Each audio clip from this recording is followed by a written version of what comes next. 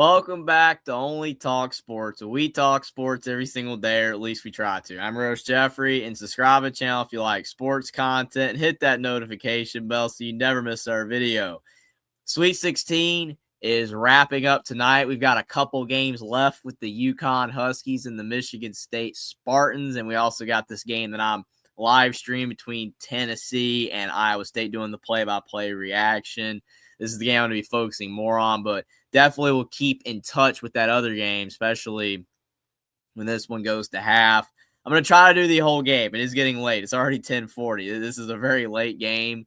Definitely the Sweet 16 games. Not ideal on the time. Very early. Probably good for people on the West Coast, but people on the East Coast like me, these games are going to be on for a long time tonight after 12 o'clock, which is definitely very late and past a lot of people's bedtimes, but definitely looking forward to hopefully some good games. Earlier tonight, we had St. John's Duke, which was a classic. Very good game. And Duke, they ended up winning. A lot of people were upset with the foul calls in that game, which, I mean, that's fair. Absolutely fair. You know what you're going to face when you face Duke. You have to just overcome the physicality of Duke, and you got to make a lot of shots. And St. John's, for a lot of that game, they did. But it was a really good game, and St. John's fell short at the end. Duke got the win, and they're moving on to the Elite Eight. The second game, Alabama-Michigan, was fantastic in the first half. Both teams were playing very well. Alabama was hitting their trademark threes, but second half, Michigan just wore down Alabama. Michigan, Landabor, Morrow, that just pounding the glass, doing a great job on the boards, and Alabama was no match. And once the threes dried up and Alabama started playing more toward Michigan's style of play, the game kind of slowed down a little bit, became more of a half-court game. It was Michigan's to lose, and they definitely did not. They played very well. Michigan, they're really good. And we got Go Blue in the chat. Moose, appreciate you for being here, giving us a Go Blue, and congratulations to your Wolverines. I mean, it would have been tough for Alabama to overcome whether they had Holloway or not. Michigan's a really good team. Alabama, they had to be lights out from three like they were against Texas Tech, and they just couldn't do it for a full 40. First half, great. Second half, not so much. And definitely as well, it's probably Philon's last game. He was a fun player to watch. Going to miss him at Alabama jersey. But NATO's, he's going to have Alabama competitive in the future. They'll probably have a good team hopefully next year. So, still, despite everything that happened with Holloway, it's nice to still see him make a little bit of a run. But again, moving away from those earlier games, so right now UConn up by 15 over Michigan State. But this game here between Iowa State and Tennessee, I'm a little bit behind. I'm always a little bit behind versus what's on the screen. I have it at 5-2 with Iowa State, Tennessee. 16-20 to go in the first. Tennessee's got an uphill battle to win this one. I mean, I'm not saying they can't win. I picked Iowa State in my bracket to beat Virginia, but Tennessee beat Virginia. Kudos to Tennessee. But Iowa State is a fantastic team. And they just got a 2-1 after Tennessee had cut it to 1 with a little bit of a push shot, and Iowa State moving it down the floor quickly. They just got great players. Like, even though Joshua Jefferson's out for Iowa State, which is a tough loss, I mean, Mom Silovic is fantastic. Like, Lipsy, they got some good players. Like, they're definitely one of the more, underrated teams toward the top in college basketball. They're quietly not talked about enough. Everybody's giving, flowers to Duke and Michigan for good reason. And some of these other UConn to win it all. But I think Iowa State has a chance. I'm not picking them to win it all. I didn't pick that in my bracket, but they're a very good team. So it's going to be very interesting to see what happens in this game, whether Rick Barnes can get Tennessee to somehow be able to win. Like, they got good players too. Nate Ament's very good. They got some good players, but just definitely not, to me, in the class of Iowa State, especially when Iowa State's been at their best. Tennessee just turned it over. I think they called a shot clock violation. TJ Otzelberger is fired up. A lot of people have been questioning here for TJ Otzelberger. Is he looking at other jobs? Would Iowa State be locked in? I don't think that's the case early, at least. He looks very locked in. It's tough to quantify anyway. We've known coaches in the past that have been, thinking about other jobs, but they're still locked into their current school. I mean, it's whether the team's engaged. That has a lot to do with it. So we got Moose in the chat saying it was a very good game in the first half. I thought they were both going to score 100 plus. There was a 3-point shootout. Absolutely. I mean, again, like to me, like the way both teams were playing early, it looked like it was going to favor Alabama because like Alabama was hitting threes at a higher rate. Michigan missed some free throws too, kind of kept the door up, especially in the second half for Alabama. But the game just changed in the second. Like Alabama, what was working in the first, just running and gunning, shooting threes, it just fell apart. Michigan started to rebound better, and that's a byproduct too of Alabama missing more shots. Michigan put a lot of pressure on Phylon. Michigan played really good defense. Michigan played better than Duke today, in my opinion. I'm not saying Duke didn't play good, but I mean Michigan was the better team today that won so far. I watched the vast majority of that Duke St. John's game. I was, once the Bama Michigan game came on, I was watching a lot of it, but I watched a lot of that Duke St. John's game, and Duke was fine, but Michigan played a lot better, in my opinion. So, Alabama tried, but that second half, they just didn't have a shot. I mean, they really didn't. We got Jackson in the chat saying, what's up, Only Talk Sports Nation? Appreciate that, Jackson. Appreciate everybody for being here so far. It's very early in this one with an 8-4 Iowa State lead over Tennessee. Definitely hoping for a good game. If it is a blowout, that will be an excuse for me to get off a little bit earlier because that's what I did with the Alabama-Texas Tech game. I was going to stay on the whole time, but Bama was blowing the doors off of Texas Tech. There was just no shot. Like, Texas Tech was not coming back in that game. So I decided to wrap it up early. I'll probably do the same here because I am extremely tired. So hopefully I'm not low energy. Definitely don't want to be low energy. Appreciate you guys, your comments in the chat, livening it up, talking about stuff going on around college basketball. Definitely, would like to hear your thoughts on stuff going on, like Carolina's coaching search, Hubert Davis getting fired, some other stuff going on around college sports. If you guys filter, your thoughts and, definitely bring them my way. I'll definitely try to answer them as best I can. Always, point out, I usually don't point it out much, but I do have the super chat goal as well. It's out there. You guys, appreciate you for being here. You don't have to, obviously, give just a like and a subscribe would be very appreciative, but, it's out there for, definitely like, hey, I'll go live again this week, guaranteed, if we make that goal. And do appreciate everybody who has given a super chat in the past. You guys have been very supportive and I appreciate it a lot, but also appreciate those who have subscribed and liked my streams and videos. Could not do this stuff without you guys. You guys are a fantastic community and I always love chatting with you guys. But, also appreciate all the support on Alabama, the voice of college football too. You guys have been amazing over there. So it's been very, very appreciative. In football and basketball, because I got people that love like both sports, and I also got people that like one sport over the other. It's like I can always tell like basketball comes around, it's like it's a different group of people that are like more locked in versus football season. So I appreciate both audiences. You guys are amazing. So we got Moose saying that it's 33-23 now. So it's wild that UConn started out blitzing Michigan State. It was like 25-6. So that means Michigan State's on like a 17-8 run. So they're starting to come back. I mean, it's Tom Izzo. He's not going to have his team fold quietly. Gillespie for Tennessee has been playing very well. He's got 4 points. Knocking in that bucket. It's 8-6. Iowa State up by 2, 14:30 to go in the first. Well, like a travel, and they do call a travel on the Cyclones. That's something I wish would get called more in college basketball. You talk about all the fouls that get called, and my goodness, there's a lot of fouls that are called all the time. But something that should get called more is traveling.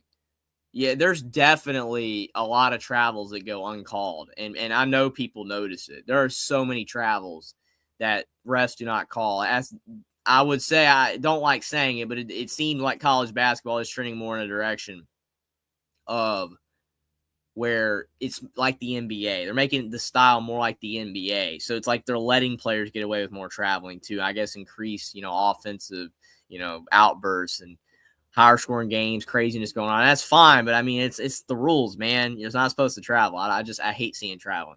Moose saying, do you think Izzo needs to retire? That's a great question. I mean, for me,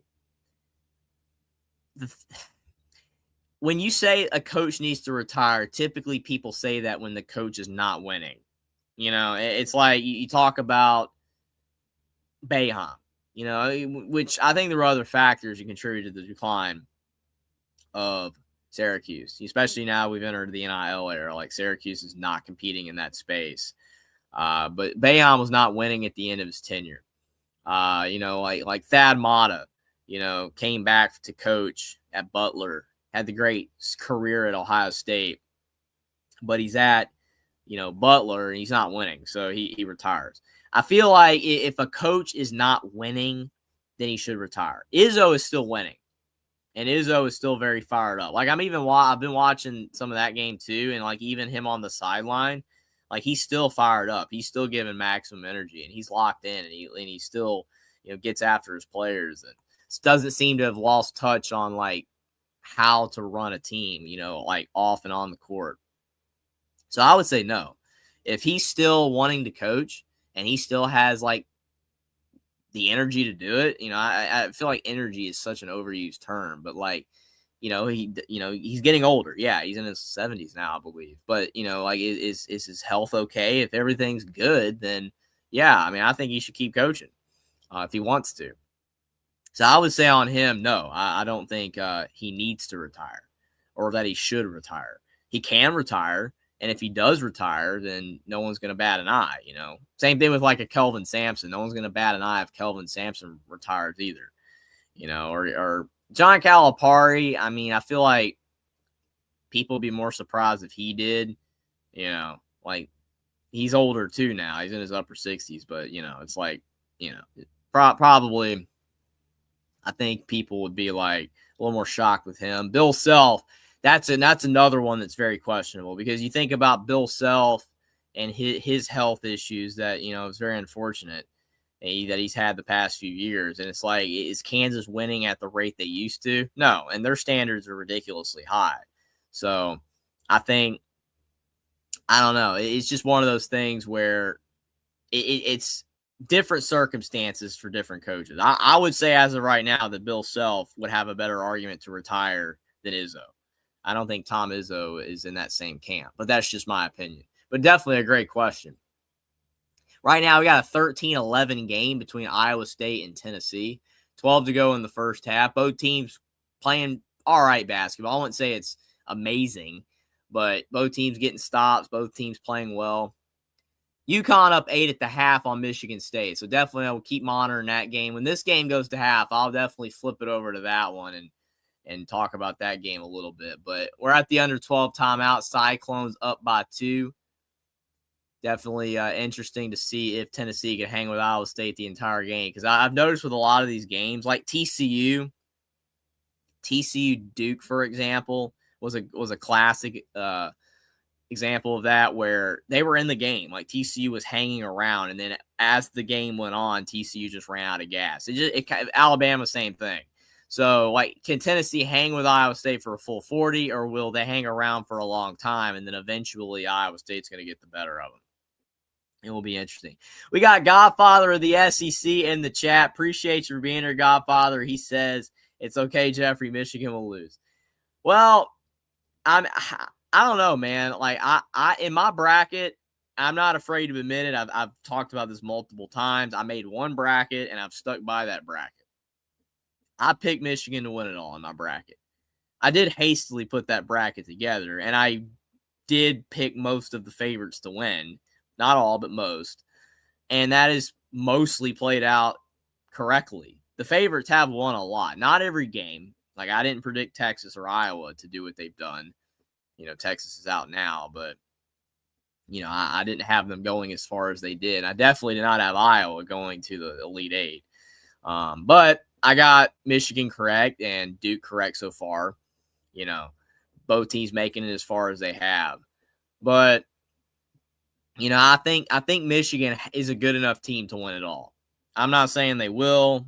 Like, like, I know I picked them to win it all. So I am saying that they are based off my bracket. But me right now, I'm not saying that, yeah, they're going to win it all. I mean, there's other teams that have a shot. Arizona's playing very well. Duke's weird because I don't feel like Duke's playing great, but whatever. So it's going to be interesting. Like I said, I think Michigan's got a great shot. They have as good a shot of any to get it done. Moose says Izzo has a great resume. He's won natty in 26 years, though. I know you're not judging just in that alone, but that way people talk about it, you would think he was an elite coach. Well, I mean, yeah, Calipari's won one title. And to me, in my opinion, that's less impressive than Izzo winning one title. Because you think about it, I mean, some of the you think about the players that John Calipari has had in his career. And I'm not saying how he's gotten those players because, we know Marcus Camby and we know Derrick Rose at Memphis, that type of stuff. Also, when he was at Kentucky, we know a lot of players that he got. There's a lot of speculation, like, how did he get all those players? The thing is that John Calipari, however he got his players and however all that happened, he has not won enough with what he's had. He's had some of the best players you think about the NBA and like the top 20 players in the NBA and like half of them are John Calipari players that were on his teams. To me, that is less impressive. I feel like Izzo has not had that type of talent on his rosters. And I don't think Michigan State they're not Kentucky. They're not that type of program. Izzo's made them a great program, but they're not Kentucky. So to me, I think that's why Izzo is consistently held in such high regard, is because he does have that natty and he has won a lot of games. And he's taken Michigan State far in a lot of tournaments. He's just had that staying power. Like, no one in the Big Ten until recently, with NIL especially, has been that good. The Big Ten has basically been run by Michigan State. Indiana did in the 70s and 80s and 90s, but Michigan State's been the dominating team in the Big Ten since Izzo, became the coach in the late 90s. So I just feel like that staying power of always being good and always having Michigan State in the conversation is why he's deemed such an elite coach. Even though, you can argue that one natty is not enough to say someone's an elite coach. I still think that he is. But that's a fair point.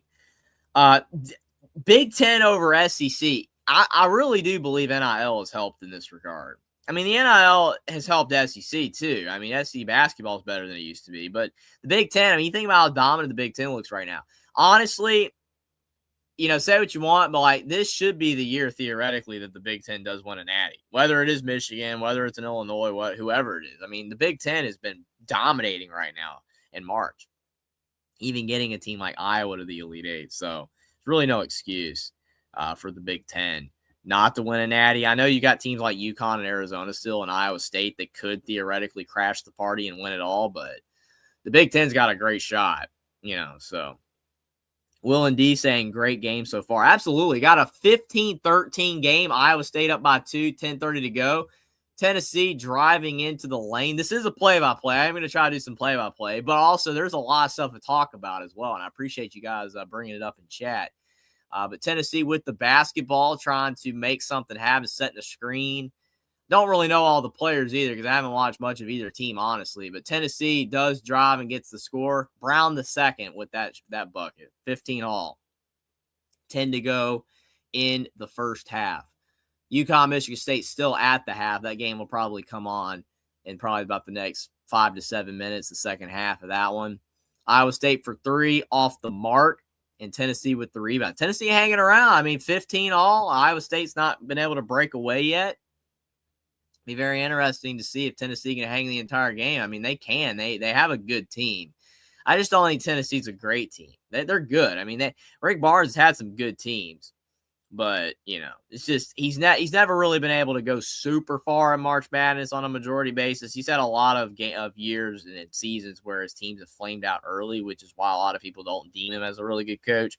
And I was definitely one of the ones that I've kind of always given a guy like Rick Barnes a lot of flack, just saying, hey, this dude, he never goes far. But lately, Whether it's NIL, whether, Tennessee just, he's been there long enough and he's, been able to get better players. He has been going on deeper runs. He hasn't been losing in the first round as frequently. Iowa State missing another 3.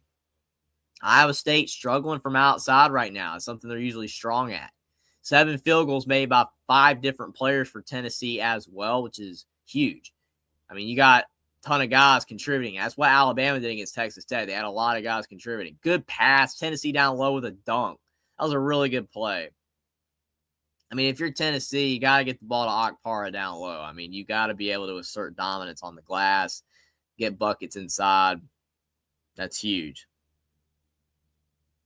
We got Jackson coming in with a $5 super chat. Appreciate that, Jackson. He says, check out the magic that Jeffrey creates on Alabama Voice of College Football. And all right here on Only Talk Sports. Let's get the channel to 3,000 subs. I appreciate that, Jackson.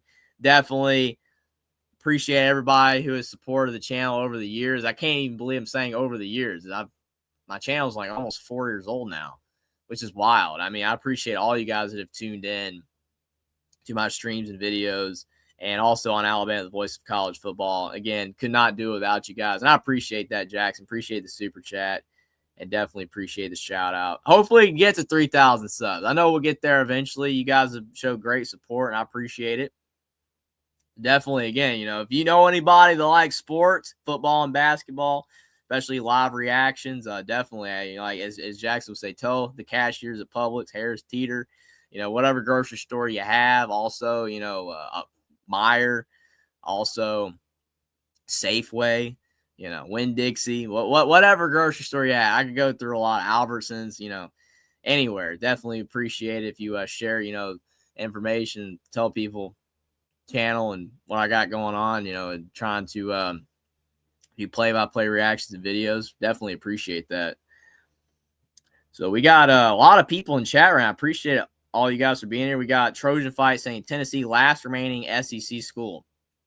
Yeah, that's wild. I mean, it's not astoundingly wild because, again, the SEC historically in basketball is not good, but the SEC got a lot of teams in the tournament again. I mean, you would have thought maybe they'd have got a little bit more, but hey, I mean, SEC is just not their year. And I mean, if Tennessee's up 2 right now, 17-15, but if they lose, it's over. The SEC's done. And I don't even think even if Tennessee advances, I don't think anybody's really pegging them to win at all. So, we'll see.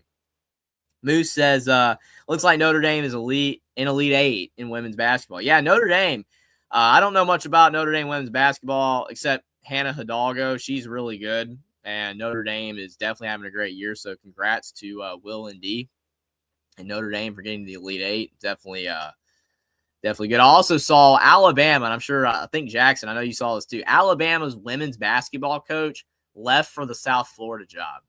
I don't even know what to make of that. I don't know what South Florida is doing in women's basketball, but that's strange. Like, to me, I would assume that's a downgrade. And I think Alabama women's basketball had a pretty good team this year. So I don't know what's going on there, but that's something that caught my attention. Definitely something that was raised my eyebrow for sure. Will said the amount of Final Fours Izzo has made is why he's so respected. Made 3 in a row. Yeah, that's what I'm saying. The deep runs. Yeah, he only has the one natty, but he's made so many deep runs at a school that, like, Michigan State's not thought of in the same vein as, a Duke, Carolina, Kentucky, Kansas, UCLA, Indiana, UConn, all that type of stuff. Michigan State's kind of below that, but like Izzo's always had them there and relevant. That's something that's not easy to do. So I agree with that assessment. Iowa State, though, down 1. Tennessee driving into the lane. Tennessee is doing a really good job in the paint. They are passing the ball very well, getting inside, abusing Iowa State down low. Like, multiple guys for Tennessee as well. Brown, Akpara, Carey. Iowa State, I mean, they're struggling right now. Tie up, and the ball is going. It's going to stay with Iowa State, but 22-19, 6:36 to go, and we have a TV timeout, but the Volunteers looking pretty good. Will says Arizona looks like the best team. Yeah, I mean, if you're going off just strictly like the scores this March Madness season, like, Arizona is dominating everybody. Now, I mean, Arkansas, I can say, like, Arkansas was at least they were in the Bama vein where it was like, yeah, they had a good team. So that was very impressive for Arizona beating them the way that they did. But I still don't know, like, overall, like, Arizona, they haven't truly played an elite team in March yet. They haven't been pushed yet. So it'll be interesting to see if and when they get pushed, like how they respond. Some of these other teams, they've had pressure. Like Michigan had pressure today. Duke's had some pressure. But, I mean, Arizona might not get pressured if they keep blowing everybody out. So we'll definitely have to see. But, yeah, Arizona's looking really good. Definitely no doubt at all. So looking at more of the comments, we've got Moose saying Michigan wins 5-1, Frozen 4, Michigan wins 9-77-16. Red Wings beat Buffalo in hockey. Tiger season over going on right now. It's a great day to be a Michigan fan. Yeah, sometimes, some days, you got to relish it, that you just have a great day or a great season as a sports fan. It was pretty good, for me. I mean, like, overall, like, Indiana football winning the Natty was incredible. Alabama football, I mean, they're still good, but, it is what it is. Carolina, definitely pending on what they do with their next coaching hire. If Carolina basketball can get back to being Carolina basketball, that would be great. Hubert Davis, I liked Hubert Davis. He's a nice guy. I mean, I hate labeling him as that, because when a lot of people label you as a nice, like Tom Allen was labeled as a nice guy by Indiana football fans, and he was. But when you're labeled as a nice guy, that typically means you're not winning. It typically means you're not good enough. And that's about all you can say with Hubert Davis. I mean, I agree that Hubert Davis did not win enough, but I also don't think Hubert Davis was terrible. I just think that Carolina fans and probably people in the the athletics department realized that Carolina was not trending in the right direction. Like, a lot of Carolina fans I've talked to around me, including myself, I do feel the same way. And Carolina and Duke are not in the same field right now. Yeah, Carolina beat Duke this year at home, but, like, it's kind of like Indiana beat Purdue at home this year. But is Indiana as good as Purdue right now in basketball? No. Carolina's not either. Like, Carolina is significantly behind Duke, and Carolina should be up there with Duke every year as good of a team. They're a blue blood. It's like, it's the same thing that's going to happen to Mark Pope if he doesn't start turning it around. If Mark Pope doesn't start turning it around at Kentucky, he's going to get fired as well, because at these type of schools, you cannot be mediocre and keep your job. It's just not the way that works. Otherwise, you're going to relinquish your status as a great program, as other programs have done in the past. Will says this would be the third year in a row Rick Barnes make the Elite Eight. Yeah, that's what I'm saying. Like, I think Rick Barnes, say what you want about his career, but he's kind of shed that argument that he's not able to take teams deep in March. He is taking teams deeper in March. It's impressive. It took him a long time in his career, but he's getting it done now. So, the argument that, he always chokes, he always loses, I just don't necessarily know if I think that's fair. We got Caden the Diesel Freak coming in with a $5 super chat. Appreciate it, Caden. He says, Ohio State football will be back, and we'll be beating the heck out of somebody and winning the national championship. I love how he said out of somebody. Like it could be anybody. Like, Ohio State could face Merrimack in the national championship game, and that technically qualifies under somebody. That is not going to happen. And I'm laughing as I say that because I know it's not, but I'm just that's funny. Like, whoever it is, Ohio State, folks, is going to win the national championship next year, according to Caden the Diesel Freak. And they're going to beat the heck out of somebody. So, definitely we'll see in about 300 days if that happens or not. But do appreciate it, Caden. Appreciate the super chat. Appreciate you for being here. But, yeah, that cracks me up. We'll see. Only time will tell. You've got Moose saying, I think Michigan looks the best right now. It's not biased, but Arizona looks really good. I mean, it's definitely apples to apples. They're both playing very well. I think clearly Arizona, Michigan are above everybody else right now. I don't think anyone else has really gotten close. I think Duke has had moments, but I don't think Duke's really playing at that level. Iowa State, we'll see. I'm worried about Iowa State. Currently down 5 against Tennessee right now. 5:45 to go in the first. Iowa State did just hit a 3. I did see your comment, Jax, about Joshua Jefferson, and I agree. That is a huge blow. That's terrible. Like him being out, it does reduce their ceiling. I don't know if he's out for the tournament, but they got to get by Tennessee. Momcilovic just hit a 3, and he's a really good player. That's his first points of the game. He's going to have to step up. Some of these other guys are going to have to step up. Iowa State's got other good players. They were able to beat Kentucky very effectively. And I think Tennessee's better than Kentucky. But, I mean, like right there, Tennessee getting into the lane, dunking the ball. I mean, Akpara is living down low in the paint. Iowa State's not stopping him at all. Iowa State in the lane, misses the shot. Tennessee getting the board. Also, Iowa State not doing a really good job getting second chance opportunities either. And Tennessee driving in. I mean, that guy definitely looked like he walked. I don't know if they're going to call it or not, but it looked like he walked.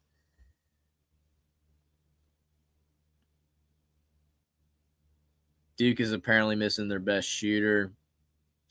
Yeah, well, I mean, Caleb Foster's back. He's their guard, or the kind of a point guard, kind of a ball handler. He's back. I don't know if that's who you're referring to, because I know that like Evans is really good.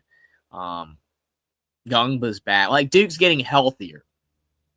Duke is getting healthier, so I don't really know what to make of Duke's injury situation right now. To me, they look like they're getting healthier, that they're in decent shape. But, again, overall, like maybe it's because those guys are still trying to work their way back. But Duke could have lost today. I mean, honestly, if Caleb Foster did not return today, Duke probably does not win the game. They don't. I mean, he had like 11 points in the second half. St. John's lost by like 5. So, I mean, and plus St. John's missed some free throws. They didn't shoot as many as Duke. But, they missed the ones that they did get. So that was not good for them either. We got Caden, the Diesel Freak, coming in with another $5 super chat. Appreciate it again, Caden. He says, Ohio State will be back. Roll Buckeyes roll. Torch the Tide. And that's a fact. And Alabama's afraid of getting their butt kicked. Well, as an Alabama fan, those are strong words, man. Torch the Tide. You don't want to do that. The Tide, they have their space in college football. It's one of the elite programs. I don't think we should torch them. But again, as a Buckeye fan, I can understand your point of view. But I don't think Alabama's afraid of getting their butt kicked. What Alabama needs is to gain their confidence back. DeBoer, like the team, they got to be confident. They have to get back to playing smash mouth football. You don't want to, not like in the early 2010s type of Alabama, but like they've gotten a little soft, man. They just don't have that fire and edge like they used to. They got to get back to that. That's definitely going to be a defining aspect of DeBoer's third season. But do appreciate the super chat, Caden. And we'll see. We'll see if the Buckeyes will be back. We got Will and D says, would have been insane if Caden and Moose were in chat at the same time. Yeah, is Moose. Oh man. Oh, Moose says good night, guys. Go Blue. Okay. Appreciate it. Go Blue. I didn't see that you went to bed. Hope you have a good night. I do appreciate you for stopping by. And again, congratulations to your Michigan Wolverines. But man, that would have been funny. Yeah, to have both of them going back and forth. Hopefully we get a few more people in here. Maybe we can get the real in here, or somebody else that can really like go back and forth with Cade. It's always funny when that happens. Do appreciate it, everybody. Cade says he's hiding. Will and D is crying. Okay. I don't think that's happening, man, but okay. Again, everybody who's new, if you guys are new, definitely subscribe to the channel down below.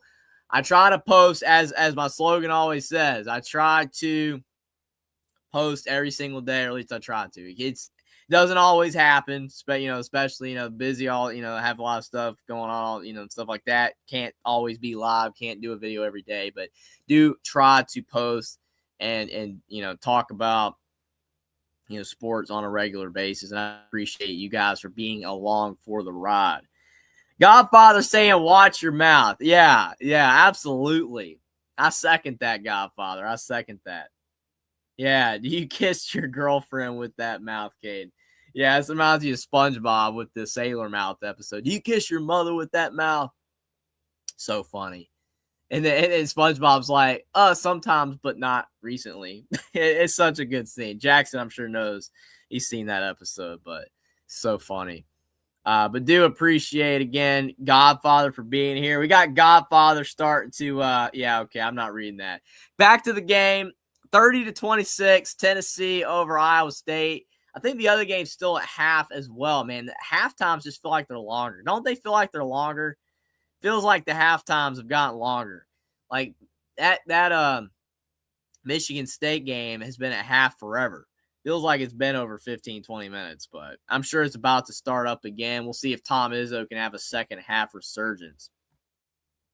But yeah, looking at Tennessee, definitely what I'm seeing from the Vols is that they are doing a really good job, on the glass. They're rebounding very well. They're getting into the paint. Getting into the paint's important. Like, everyone's talking about the three, and it's fair. 3-point shooting, threes count more than twos, but you can only hit so many threes. You're not going to always be able to hit your threes. And a 2-point shot, especially a 2-point shot in the paint, is statistically it's a better shot every single time. Like, coaches, especially coaches that are strategic, they preach not, literally going out there shooting long twos. Long twos are like the worst shot in basketball statistically. If you really get into the analytics and stuff, it's just not a good shot because a little bit further and you're shooting a three, which counts more. And it's like anything inside the arc is a two. Anything. A floater, a layup, a dunk, an elbow jumper from 12 feet. All of that counts the same. But a guy that is shooting a 20-foot two, it's statistically a dumb shot. And Tennessee's not doing that. A lot of their points are coming right at the rim. And I think that's got to continue for the Volunteers if they're going to win this game. Iowa State, they're going to be kicking themselves if they do lose, though. Because, I do believe that Iowa State is, I would even say, significantly a better team than Tennessee. At least all year they were, but if they lose, man, that'll be tough. Especially because it has been mostly a chalk tournament. Yeah, Iowa's in the Elite Eight. That's the only exception. But a lot of these other teams that have gone this far, they were expected to go as far as they have. And Iowa State's a team a lot of people felt could really go far, and I had them going all the way to the Elite Eight. So they would definitely fall short if they don't win this game. And Michigan State, it is back on. They're down by 3 now. UConn 35, Michigan State 32. Dan Hurley's got to be furious right now. Things are starting to get a little out of hand for the UConn Huskies, who looked like they were going to run away with it early. So it's not over. Definitely tune into that game, especially when this one goes to half. Iowa State's also turning the ball over somewhat as well, which is giving Tennessee more opportunities. 3 to go in the first half. Tennessee with the basketball. Gillespie shooting a 3, way off the mark. Now Lipsy with the board, bringing it up the floor. Iowa State trying to cut into this deficit. 4-point deficit, 2:40 to go. Lipsy with the basketball, kicking it inside, and a 2 for Iowa State. 30-28. That's a good play. Buchanan getting the ball right at the rim and laying it in. To me, if I'm Iowa State, I just keep crashing down low. Stop shooting threes if they're not going in. That's a cliche thing to say, but if they're not going in, you got to mix it up. Tennessee bringing the ball back outside. Good defense from Iowa State. Oh, what a pass. Nate Ament down low, off the mark, but then you've got Okpara. Okpara's doing a really good job in the paint. 32-28, under 2 to go in the first half. Michigan State has cut it to 1 in that UConn game, 35-34. I could just imagine Dan Hurley right now. He's like, what happened? We were up by like 20. This is crazy. 1:40 to go in the first. Iowa State trying to drive inside, kicks out. They're going to shoot a 3. They are. And it goes. Iowa State, 32-31. 1-point game. Things are starting to heat up a little bit. That guy for Iowa State, number 0, has got 14 points. He's been a big reason Iowa State's even in this game. Iowa State driving in. What a pass. Lipsy laying it in, and the Cyclone faithful are starting to get up on their feet. Man, Tennessee kind of dominating a little bit there in the first half. Iowa State has taken the lead before half.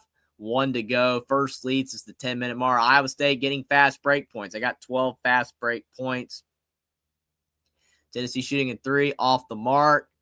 Akpar with another rebound. Man, Iowa State is struggling on the boards. Oh, my gosh. Okay, that was hilarious. The ball just goes all the way down the court out of bounds. I don't even know what that was.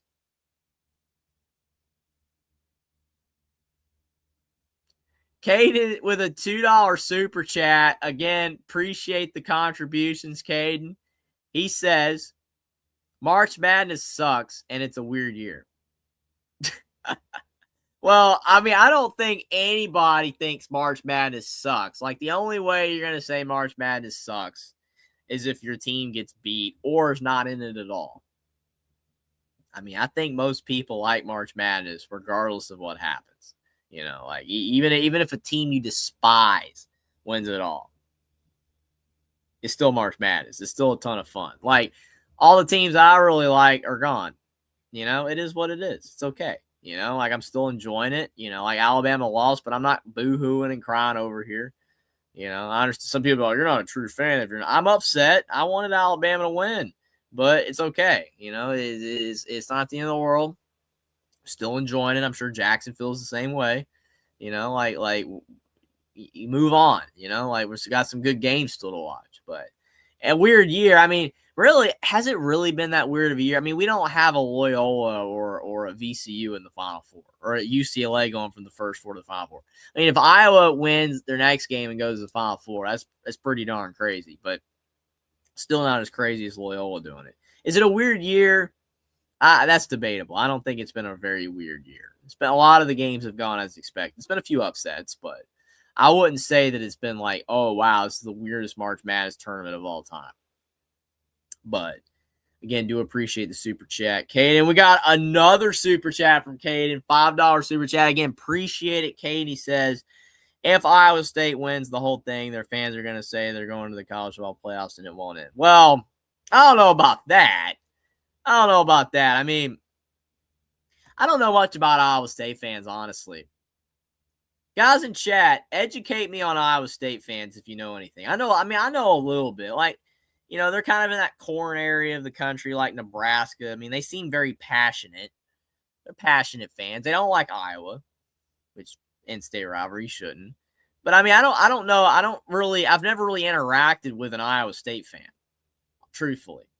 I think a few Iowa State fans follow me online, I think, on Twitter at least. But I don't know Iowa State fans that well. Like, I don't talk to them much. Like, I know a lot more about Ohio State fans, and I know a lot more about Bama and Georgia fans, and, you know, I know a lot more about Nebraska fans. Like, Iowa State's just kind of, they're a fan base I don't know as much about, like, the vibe of them, like, overall. Like, I'm sure they have their crazy fans like every other fan base, but I mean, if Iowa State, like Indiana football won it all, and like their fans aren't like, oh, Indiana basketball is going to win a natty now. No, like, they know Indiana basketball kind of sucks, like really sucks, and they want it to be good again. But I don't think Iowa State fans are going to think that their football team is going to go to the playoffs as at this point. I mean, they lost Matt Campbell to Penn State because Penn State was so desperate to hire a coach, they basically hired their last resort.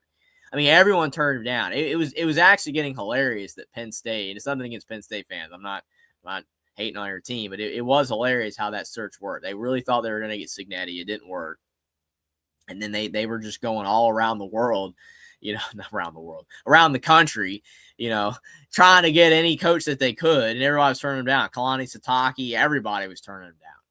And then they get Matt Campbell. And it was such a weird hire because it felt like Campbell. I mean, he'd been in Iowa State for a while and he just kept staying there, but he finally left.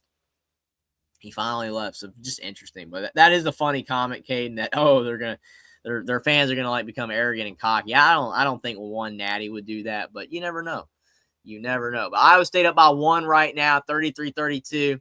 23 seconds left. Tennessee trying to retake the lead. They've lost some momentum, trying to regain it back. Off the mark on the 3. Iowa State can't get the rebound again, though. And Tennessee down low, and they call a foul. Both teams haven't fouled too much. Iowa State has 6 fouls. Tennessee is 7, I believe. I'm seeing that right. But definitely, like, Iowa State just struggling to rebound. And looking at, Will makes a really good point. Okpara would not be having this much success if Jefferson was healthy. That's true. That is absolutely true. I don't disagree with that. I mean, it is what it is. There's nothing you can do about, an injury. You just have to overcome it. Injury is a part of the game, and there's been a lot of teams that felt like they could have won it all in the past that didn't because of injuries. And it would suck for Iowa State if they fell that way if, with Jefferson, being out, like, we lost a shot to win it all. But they ain't thinking that yet. They're only down by 1 right now. 8 seconds to go. Iowa State last shot before half. Lipsy trying to get open. He drives in the lane. Some contact. Ball goes in and out. And that is halftime. Unless they add more time. I don't think so. So it's 34-33. Tennessee over Iowa State. I'm going to turn it over to Michigan State.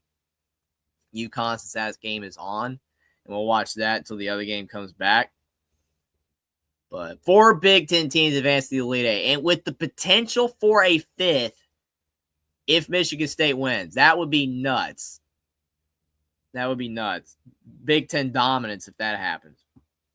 We got another super chat, though, from Caden. Appreciate it, Caden. Appreciate all the support. Tennessee and March Madness, just them compensating for losing in college football, especially getting their butt kicked by Ohio State. Number one, the first thing that makes me laugh with this comment from Caden is he says that he's mentioning the Tennessee loss to Ohio State, which is a couple years ago. I mean, still valid. I mean, Tennessee's probably still looking their win from that game because it was ugly. But he said Tennessee and March Madness is just them. So that's like Indiana football won a natty because Indiana basketball, Indiana football is just compensating for Indiana basketball's lack of winning. So we could use that logic. I mean, since Ohio State didn't win, Ohio State should have gone first. Since Ohio State football didn't win, Ohio State basketball should have won more, And I do agree. Will said something earlier about if Ohio State was the one advancing far, you definitely would be liking March Madness a lot more. But Iowa advanced instead of Ohio State. I mean, clearly Ben McCollum is better than Jake Diebler. Jake Diebler is a guy that I think a lot of Ohio State fans don't want to have a job anymore. But we'll see if he keeps his job. I mean, his record isn't atrocious, but it's not really any better than Chris Holtman. So we'll see what happens. But definitely, we know for a fact that if Ohio State was doing better in March Madness, that Caden would be liking it more. But do appreciate the super chat, Caden. Appreciate the support. And that is a funny point. I mean, Tennessee, they're just compensating, folks. They're just compensating for losing in college football. That's why their basketball team is doing so good. And as I turn it over to Michigan State, UConn up by 4 currently with 11 to go.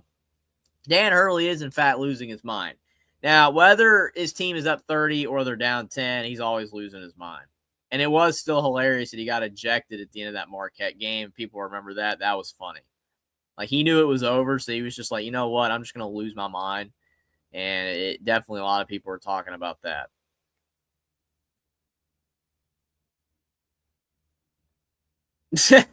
Okay, Caden, Godfather, and Jackson talking about, on the phone. That's cool. Definitely hilarious, though, with Caden's just interludings. But Caden's is 42-7. Yeah, it was 42-7. Yes, it definitely was. Still to this day, it is hilarious that Tennessee said that they were going to take over the horseshoe, and from all accounts, I did not witness that. That did not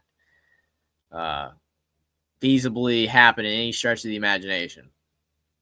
For sure, Ohio State dominated their fans, and they dominated on the field. So that was hilarious.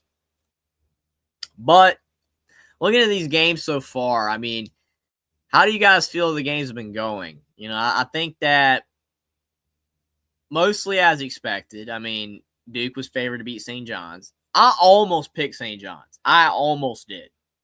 Like in my bracket, I that was one of the big upsets I almost pulled, and I'm kind of glad I didn't pull it because St. John's ended up losing. But I mean, I think that I was fair to consider it back before the round of 64 when I made my bracket. I mean, St. John's was competitive; they almost won, but Duke won as pretty much everybody expected, including me. I got picked in my bracket, but then Michigan, Alabama. Man, again, that's tough. Alabama tried, right? But it is what it is. But then, like, these games here, like, UConn is currently beating Michigan State by 4, even though Michigan State was down by a lot, but they are coming back. And then Iowa State's down 1 by Tennessee. Just like the game's going as expected. I mean, you got Caden saying they're boring, which I mean, that's his way of saying that they're going as expected. I mean, you kind of want chaos, right? You don't want the same stuff to happen, the same teams to win or the expected team to win. You want to see it being chaos. You want to see upsets. I mean, it makes it more fun, especially when your teams are eliminated. You don't really care what happens at that point. But that's fair. I agree. I mean, I can't agree with it being boring, but I can agree with what I'm kind of attempting to understand by your take of it being boring. I kind of believe that yes, that means it's going as expected. And then you think about last night. I mean, Iowa beating Nebraska was pretty crazy. Again, Iowa in the Elite Eight for the first time in like 45 years is nuts. And then Arizona, they laid it on Arkansas. 109 points. I mean, that was expected that Arizona would win, but not how they did. Definitely not how they did. Purdue, Texas. I mean, Texas tried. I ain't gonna lie, if you watch that game, as much as people talk about that Duke St. John's game, and the refereeing, my goodness, Purdue, Texas. Purdue, man. That even the final play of the game, like Trey Kaufman Wren just completely hooking a hold and knocking him out of the way. That's tough. That's a tough break for Texas. I mean, I'm not saying, anything is Purdue, good job, Purdue. They got the win, but boy, there was just no shot at all for Texas with the way that game was refereed. But Purdue got the win, so. But yeah, game's mostly been going as expected, except the Iowa one. What was the other game yesterday? I can't remember. Look real quick on my bracket. Can't remember what the other game was. Oh, yeah, Illinois, Houston. That's it. Illinois, Houston. Yeah. Definitely. Interesting game there. I was shocked. I picked Houston to beat Illinois. I thought they would go further. I thought that's one of that I got wrong. I thought that Houston would go all the way to the Final Four, and they did not. So definitely congratulations to Illinois. It's a big, big win for Brad Underwood. Like, honestly, you think about Brad Underwood, and it's like a lot of underperforming at certain times in the playoffs. A lot of people talk about the fact that he hasn't done as good as he should in tournaments, and it's like he's taking his team on a run, and getting that win over Houston. That's like one of the biggest wins of his entire career. So that is big. I mean, definitely huge for Brad Underwood. But yeah, I got that game wrong. So that was a little bit shocking. You got Caden saying, "Can you drop the link?" Well, I mean, it is halftime currently in the game that I'm streaming, and we did reach the goal. So I appreciate it, Caden, for the contribution. So I'll have you on for the fastest 5 minutes. But I definitely do want to get back to the play-by-play reactions in the second half. But I sent you the link, Cade, so I'll talk to you for a few minutes. Do appreciate, again, the contributions. Appreciate reaching the goal. So that means I will go live this week. Again, appreciate it a lot, but I'll talk to you for a few minutes. But that's it.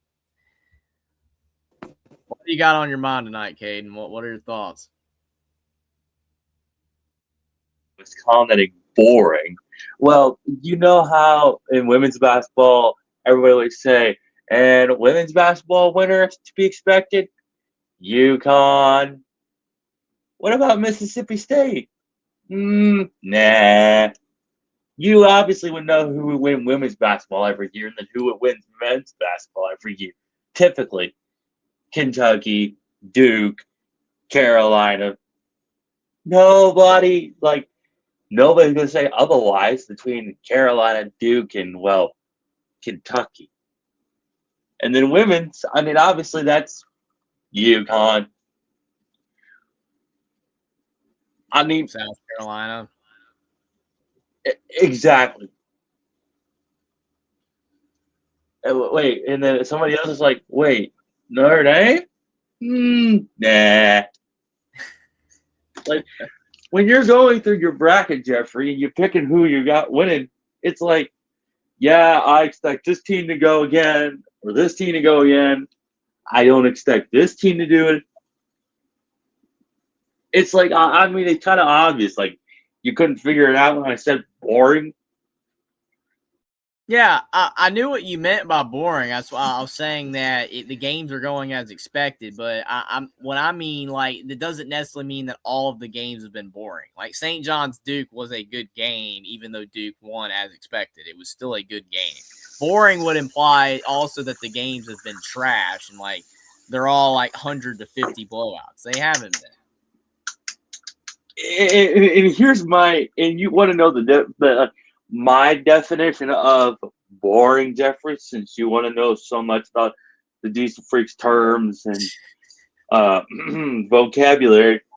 Boring could mean like it's been boring, or that this game between the noobs and, well, the Catholic kids would just be a beat each other to death until someone isn't, well, beaten to death, basically, what I'm saying. So the noobs versus the Catholic kids, or the Catholic school kids versus the street kids from North Carolina, Chapel Hill, or women's terms, it'd be the Lady Gamecocks versus the Lady Huskies. Like, it wouldn't surprise me.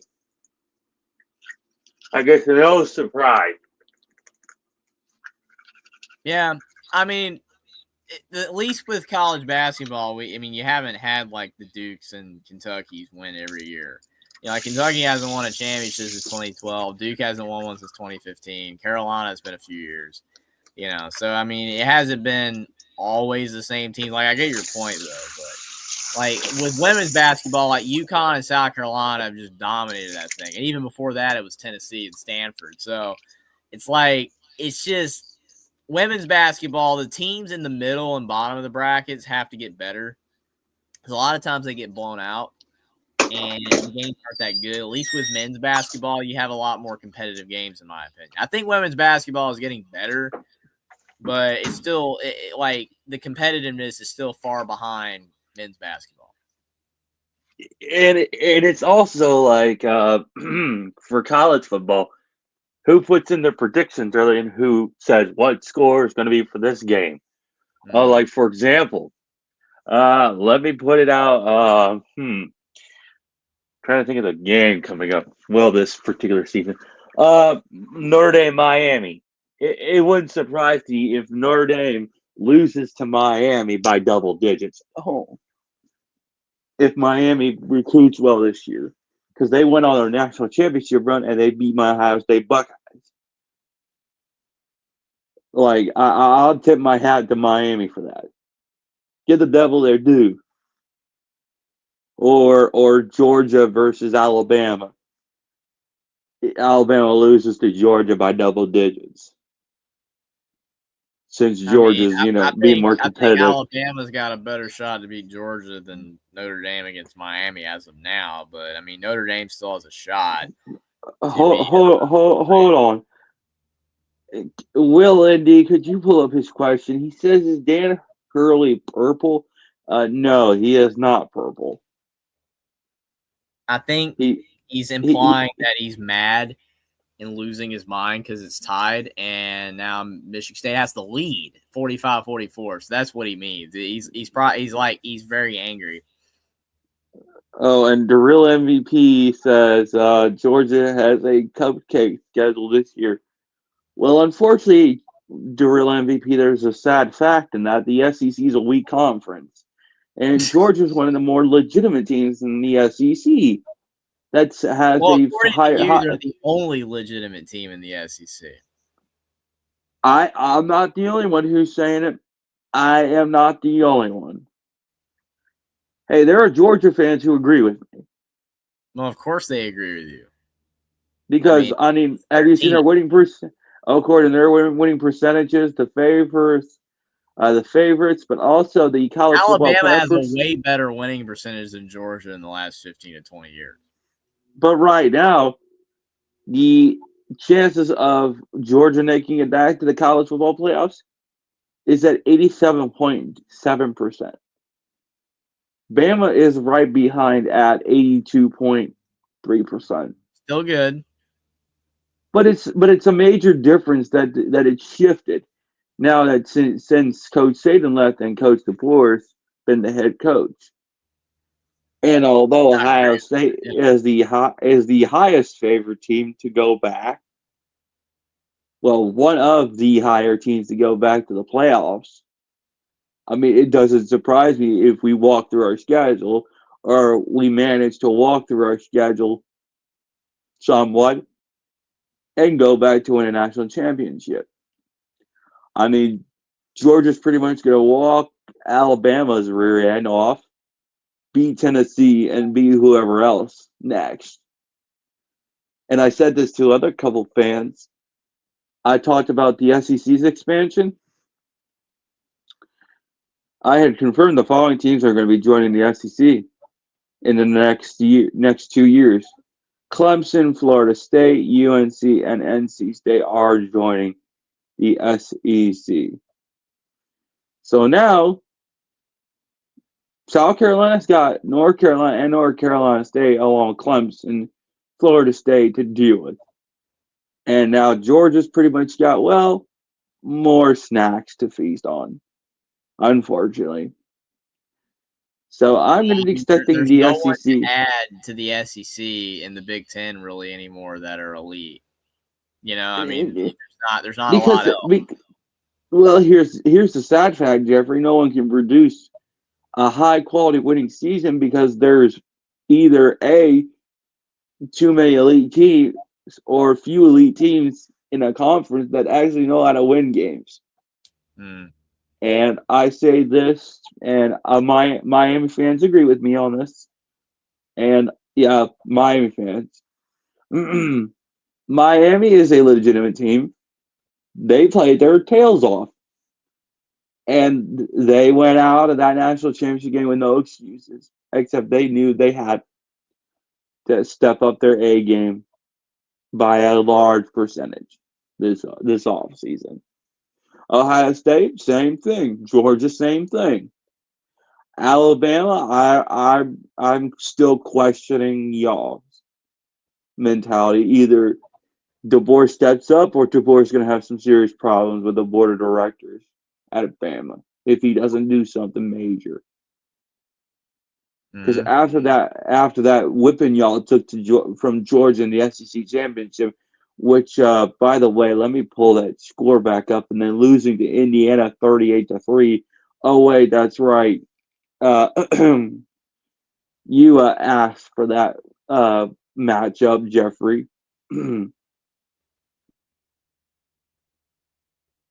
Yeah, I mean, you're not wrong. I mean, Alabama got destroyed in both games. It's terrible. Yeah, and I was laughing at the Georgia game because y'all lost to the team that y'all beat at Bryant-Denny.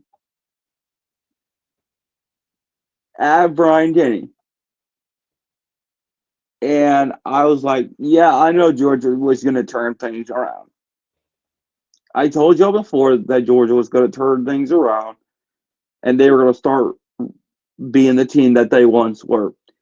Yeah, the same team that won 2 national championships back to back The same team who beat my Ohio State Buckeyes by 1 in the Peach Bowl that same year, the one who beat TCU 65-7, and well, let's not be surprised, beat the holy hell out of Tennessee like we did, unmercifully. Yeah, they're. I'm telling you, Georgia's coming back, and they're going to be a lot more dangerous than most people think in the SEC. You just trust me, Jeffrey. Now I know you and Alabama fans on here, the Notre Dame, Notre Dame fans don't want to agree with me, but it's a sad fact for you guys. It's a sad fact. Ohio State's going to come back, kick everybody's butt. Georgia's going to come back, kick everybody's butt. And, well, Miami's going to come back for blood, and especially going to open up a can of whooping on Notre Dame at South Bend and come back for a national championship. So, and then as far as Indiana's concerned to me, I don't see them going back to the college football playoffs this season. Not a chance. Yeah, Sorry. well, it'll be interesting. I mean, I think Alabama has a really good shot to make the playoff again, but but the question is, Georgia's got a better shot than Bama. Yes, but hold on, ask yourself this question, Jeffrey. Ask yourself this question, think about it long and hard. What's the state of Alabama's mentality going into this offseason? Ask yourself, are they really prepared for going into this season with no excuses? Or is the board going to start making up excuses if they lose a major game? Well, if he starts making excuses, then he's going to get fired. Like, you got to own up and you got to figure it out and you got to get better. If not, Alabama will let him go. That's what I'm saying. Y'all can't just be praising Keelan Russell like he's going to be the future of Alabama football. Y'all got to actually question him whether he's going to do something good or either he's not battle tested ready for this upcoming season. That's the major point. And especially next season. Also, the following season, I told you and Jackson this. Y'all come up to the horseshoe next season. So you're really going to have to really question yourselves. I'm just saying. Because when y'all come up to the horseshoe for the first time ever, it's going to be a whole different ball game coming up into Columbus. It'll be a good game. I mean, I'm definitely looking forward to that one. Definitely hope that but question is, Alabama will be ready for that one. But the question is, would you come out to Ohio Stadium and watch the game? You, Jackson, and the goof father of the SEC. That would be logistically probably hard, but you never know. Or heck, who knows? I might show up in Tuscaloosa in OSU gear, watching Ohio State beat the crap out of y'all in Tuscaloosa. Yeah, hey. you would definitely love that if that happened, but Alabama's not going to let anybody come into their house and blow them out. Well, you never know. Like y'all lost to Georgia a few times in their house, and then in y'all's house, and then in the SEC title, and then y'all lost to us 42-28 by hands of Coach Urban one of the greatest Ohio State head coaches. Should have 3 national championships more, but I guess we'll never know what it would have been like for Ohio State to win those natties. But hey, at least I know Ohio State will be winning more national championships soon, or sooner than I expect. Yeah, they definitely might. Well, definitely appreciate you calling in, Caden. Do you have any more final thoughts before? Because the second half's coming back on for this game, so I do want to get back to the reaction. But I do appreciate the. Well, as I did say in a super chat, Jeffrey, if you paid attention, but you didn't heed the words I said. Roll, Buckeyes, roll, and torch the tide, baby.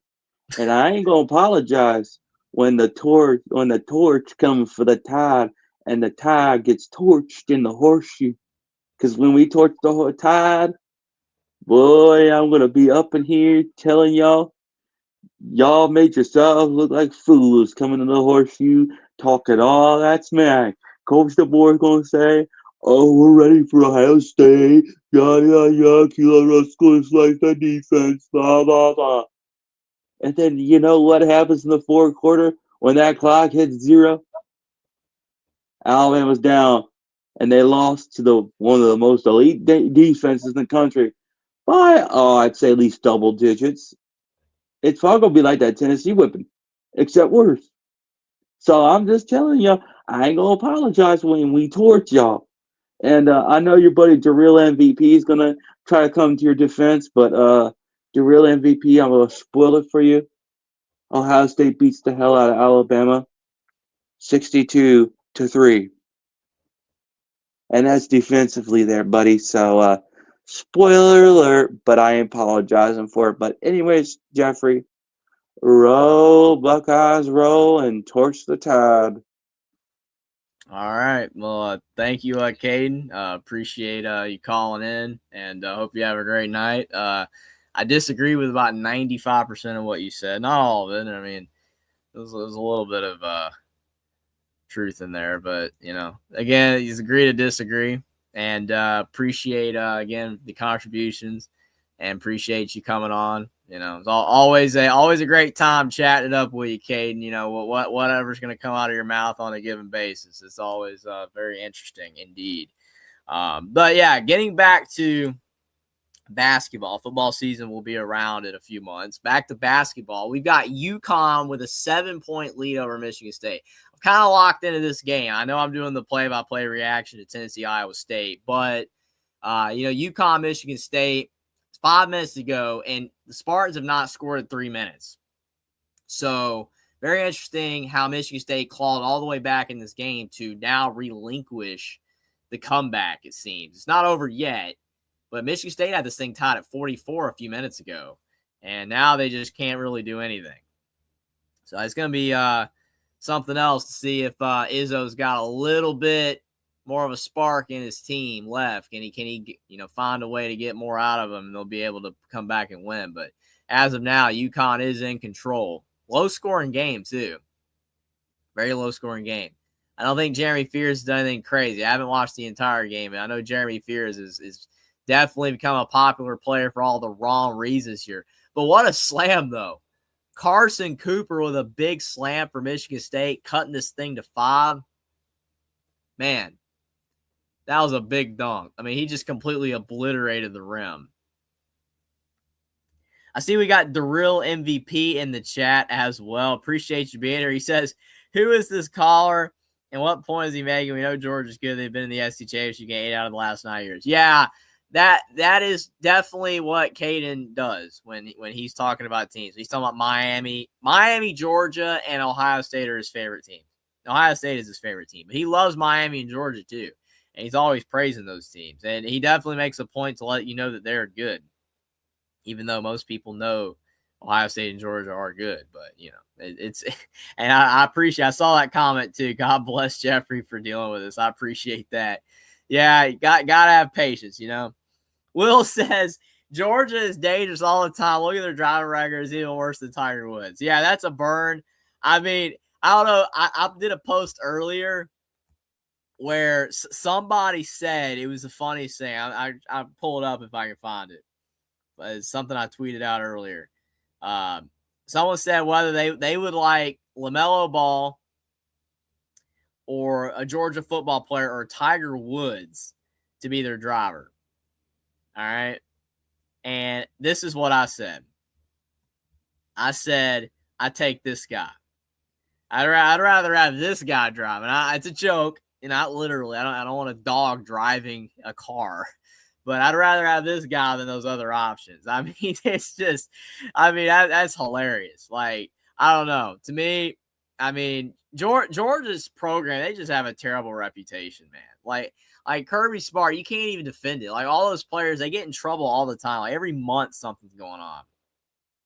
Every month. It's always something. I agree with Will. Micah Shrewsbury should be fired and Mark Pope should be on the hot seat. Mark Pope's seat's roasting. I mean, you think Kalen DeBoer's seat's hot? Mark Pope's seat is on fire. Absolutely on fire. I mean, Hubert Davis, if he can get fired at Carolina for doing what he did, and he won like 70% of his games almost. Mark Pope, I mean, they went 22-14 this year. That's not good enough at Kentucky. And really, they shouldn't have won. Let's face it, they should not have beat Santa Clara. They should not have beaten Santa Clara. And if they had lost that game, there's a really good shot he's fired. I mean, they won, but I mean, that nobody on the planet thought Kentucky had a shot to beat Iowa State. Nobody. So Kentucky's not in the best space right now. So, okay, I'm seeing Dan Hurley's reactions. They just got a montage of Dan Hurley. Yeah, he does look kind of purple, to be honest. But 58-55, I'm still leaving it on this game because it's close. It isn't a commercial, so I'll flip it back to Iowa State. But, man, like this Michigan State-UConn game is going to the wire. The Spartans are hanging around, making it interesting. Terrell says, where can I find plus 59 points for Alabama in any game? Oh, man. Well, I mean, Alabama, they've beaten teams before about that much. Teams that aren't very good, but, like a UL Monroe. Not 07 UL Monroe, but last year. Kate says, Darrell MVP is – okay. Well, Darrell MVP, he is definitely the, apologist for the SEC. He definitely – if that's the right word. Like he always backs the SEC. And the SEC is a great conference. I mean, they've been a great conference. They were the most dominating conference in college football by far for like 15 years. Now it's a lot more competitive. The Big Ten has closed the gap. NIL has definitely helped them close the gap. And I would argue in a lot of respects, the Big Ten is actually doing better. The Big Ten is winning national championships. They're dominating in basketball as well. The NIL has really helped. But you can't say the SEC is left behind in the dust. The SEC is still a great league, and the SEC is still very competitive. And I think that it is a little bit of a far cry to say, the Big Ten is now way better than the SEC. Like, the Big Ten is not so much better than the SEC as what the SEC was 15 years ago. The SEC is still, like, right there. It's still very close. But, yeah. And absolutely, Godfather, Tiger Woods was roasted. I will say, I don't know I don't know what's going on in Tiger Woods' personal life or anything, like him personally. I don't know that. But Tiger Woods had a lot of stuff happen. He had, the accident, all that stuff. He couldn't golf, but you hate to see this.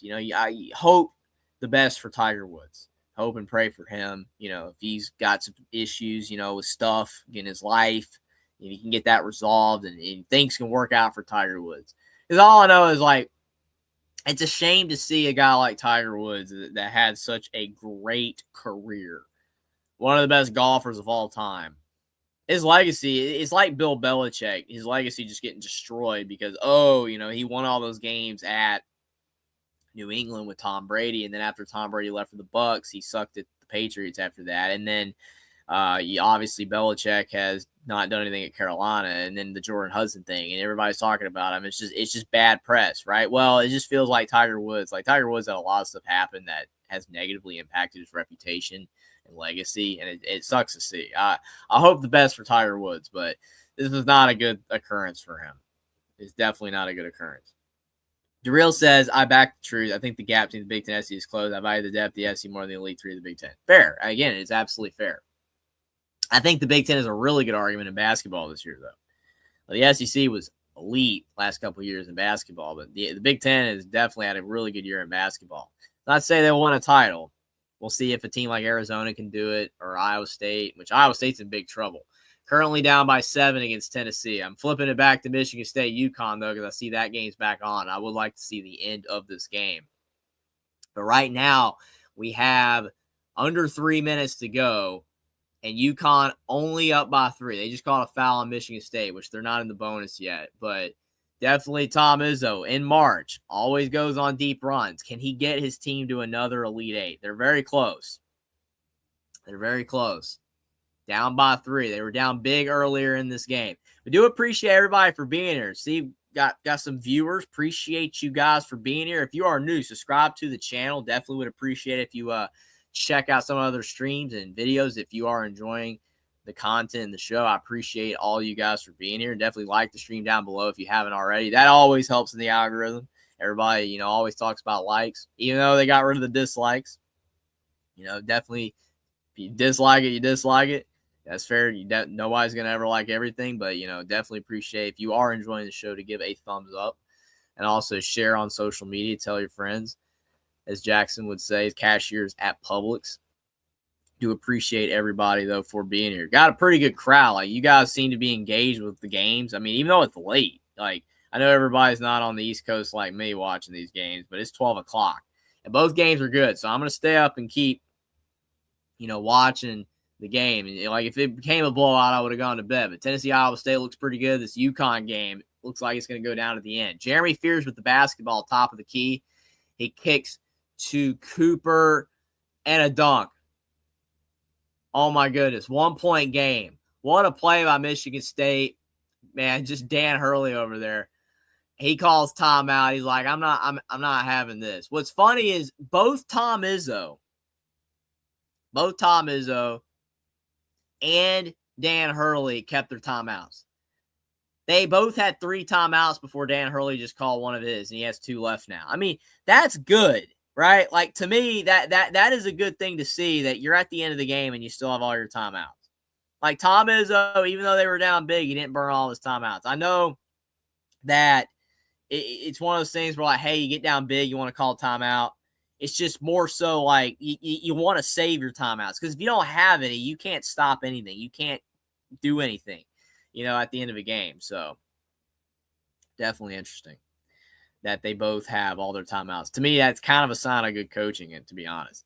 DeReal says, how does X have dislikes but not YouTube? Well, YouTube has dislikes. They just don't show them. That's what I'm saying. Like, you can dislike. Like, if you don't like something, you can dislike it. Just no one can see it except the person. Like, you could see it in your analytics. Like, hey, you had this many dislikes, but you can't. No one else can see it. DeReal says it's Friday night. Yeah, it's Friday night, but some people, you maybe still have to be up early on Saturday. Some people are tired. Maybe they've had a long week or a long day. I'm pretty tired right now. But, yeah, that's fair. It is a Friday night. Definitely a good time for people staying up, at night. Maybe one of the only nights people can stay up. 1 point game, though. Down low. UConn on the block. Kicking out the Caravan for 3, and he knocks it down. That is a big shot for UConn. 4-point lead for the Huskies. Is UConn going to survive and move on to the Elite Eight? I had Michigan State going to the Elite Eight, so if Michigan State loses, then I would have gotten this game wrong. Jeremy Fears, top of the key. Kicks to Cooper. Michigan State really needs a bucket. Back to Fears, wide open for 3, and he knocks it down. 1 point game again, 61-60. 1 to go in the second half.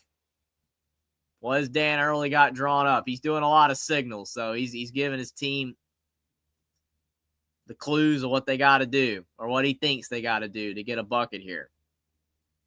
50 seconds left. UConn driving inside, going up with it, in and out, but a foul. My goodness, they always calling fouls, man. Terrace Reed looks like he's going to be going to the line. See if he can make them. Will says embarrassing YouTube, got rid of dislikes. Jackson says you have to download a Chrome extension to see the dislike. I hate not seeing likes and dislikes, yeah. I agree. Yeah, it is an inconvenience. I mean, the thing is, it's like, it doesn't make sense. Like, I saw that the message was when they got rid of dislikes, they claim, oh, it hurts small channels or something like I don't know. I mean, the thing is that tons of people dislike stuff that it makes no sense. Like, for example, I remember when I was younger, you would have like a music video, from a band. You just take any song, like just say Stairway to Heaven from Led Zeppelin, and then have like tons of dislikes. The thing is funny that I think about that is that people are they're going to a song that they don't like and they're giving it a dislike. That's funny to me. Like, because you don't have to listen to it. Like, you actively went out of your way to play the song to give it a dislike. That's funny. I don't know. I just think that's funny. There's nothing wrong with it. You can do that, but it's funny. And I don't know if you guys think the same way on that, but like some videos, it makes no sense to go to. Like, for example, if you watch a video, like somebody has like a thumbnail and it's kind of crazy and it's clickbaity, and then you watch it and it was clickbaity, it's like, oh, well, the thumbnail was not anything what the video was about. That makes sense. Giving that a dislike. Like, hey, this was false advertising. It was clickbait. It was that the thumbnail was misleading.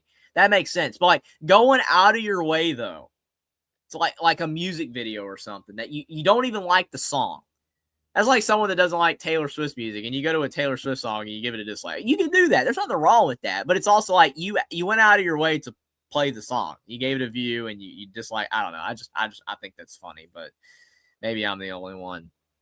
But yeah, I agree. The dislike should be there. I mean, you should have the right to dislike something and for people to see it. Because if a video is more dislikes than likes, that doesn't mean you're not going to like it. You yourself have to make that decision of, hey, whether I like this content creator, whether I like this video or not. Not everybody's going to like everything. So if you don't like it, you should be able to give the dislike and people should be able to see it. But it is what it is. Definitely very interesting. Sorry to go off on that tangent there. It's nothing to do with the game, but that's just an interesting observation. But Michigan State, UConn, 63-60. The Huskies did knock down both free throws. There's 41 seconds left in this game.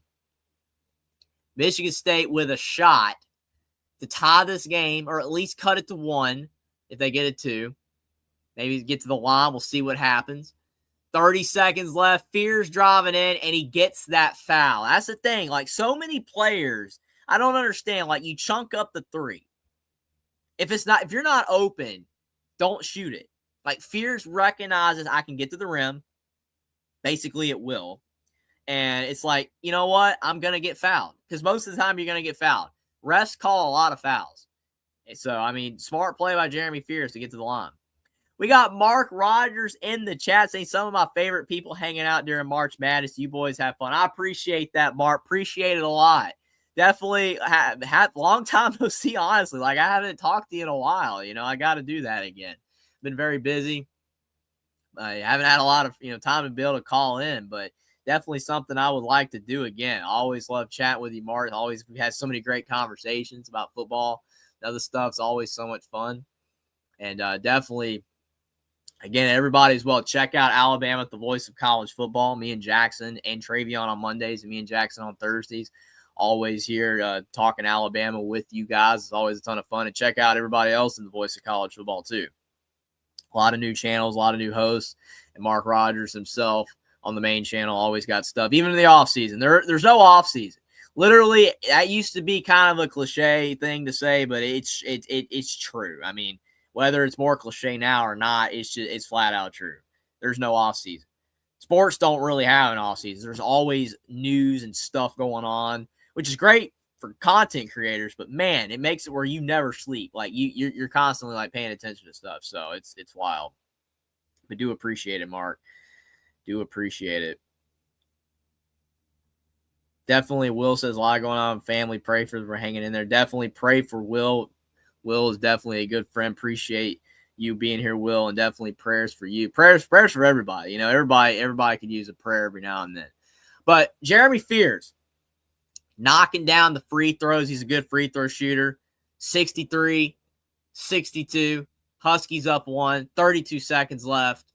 And I'm excited to see this ending. These are the type games you want to see. Whether, whoever wins, like, it doesn't matter to me. I mean, I probably would personally, cool to see Izzo get it done. People not a big Dan Early guy. But if UConn wins, congrats to them. We'll see what happens.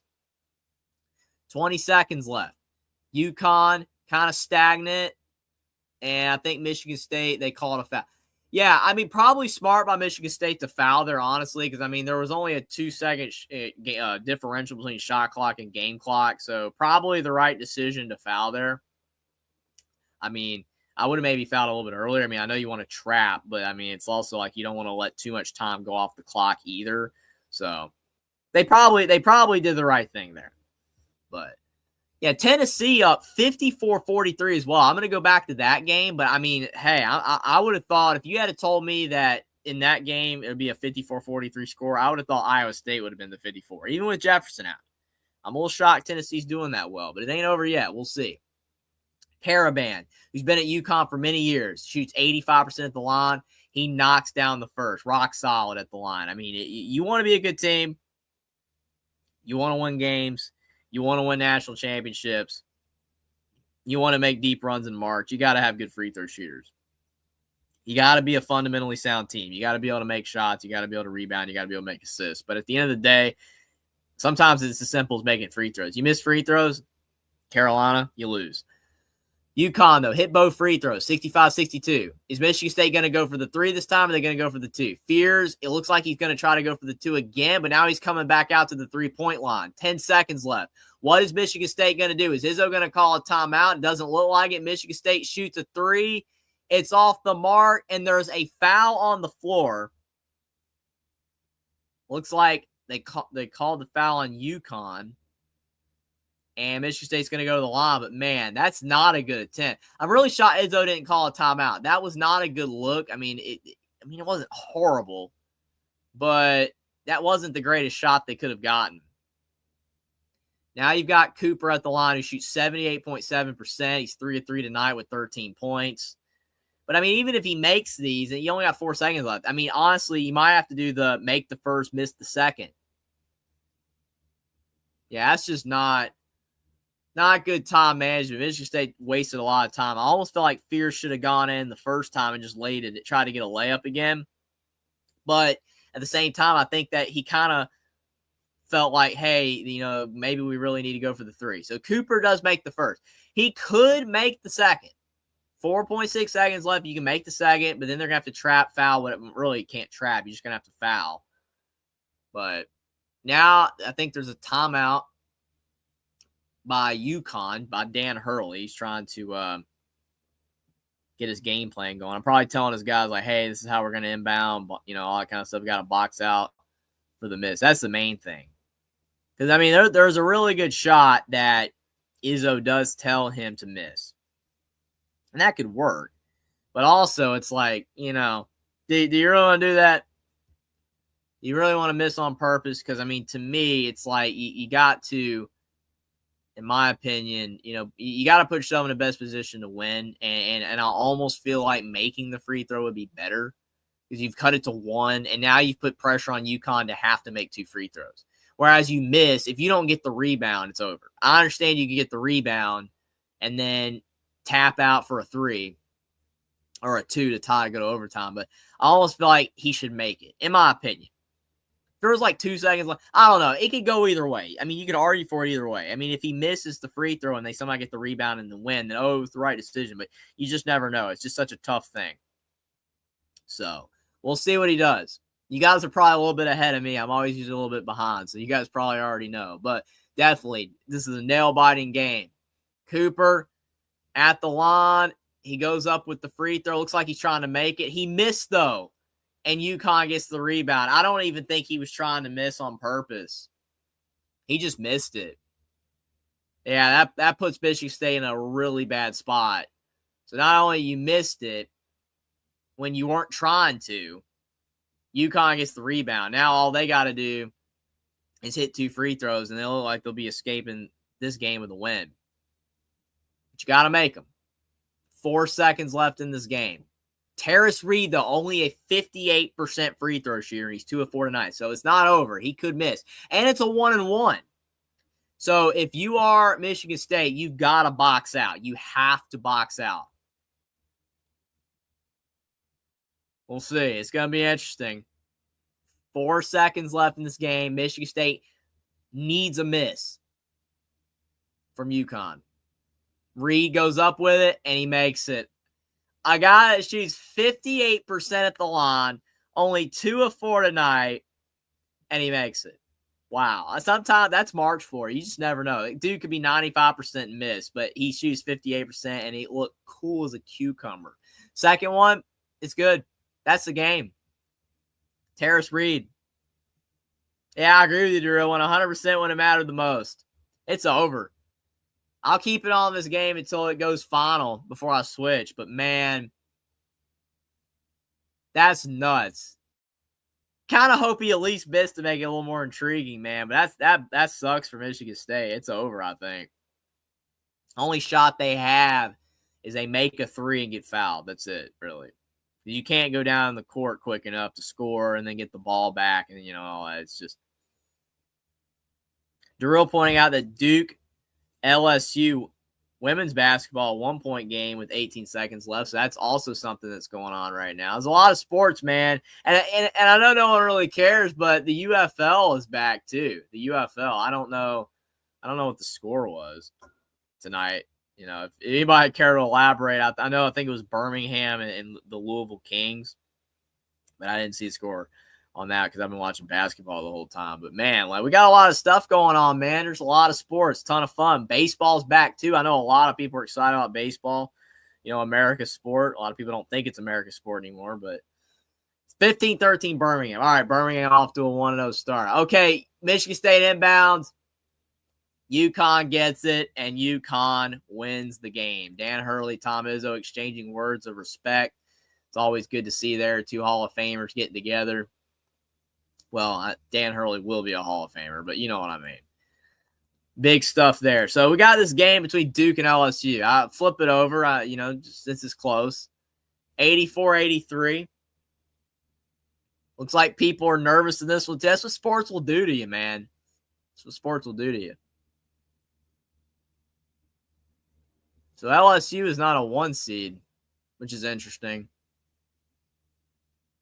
The 2 seed. I know LSU's been really good in women's basketball recently, but they're only a 2 seed, which is still really good. But 18 seconds left. But in this Tennessee game too, you got Tennessee Iowa State. Again, it's kind of funny that it's this how I headlined the stream because I was doing Tennessee at Iowa State, and game hasn't even really been close. Tennessee is running away with it. It's not over. There's still enough time. Only down 12-10 to go. But man, I'm a little shocked that Iowa State is kind of floundering here. I understand Jefferson and everything, but being hurt. But Duke's had some injuries and they've survived, so it's not like it's impossible.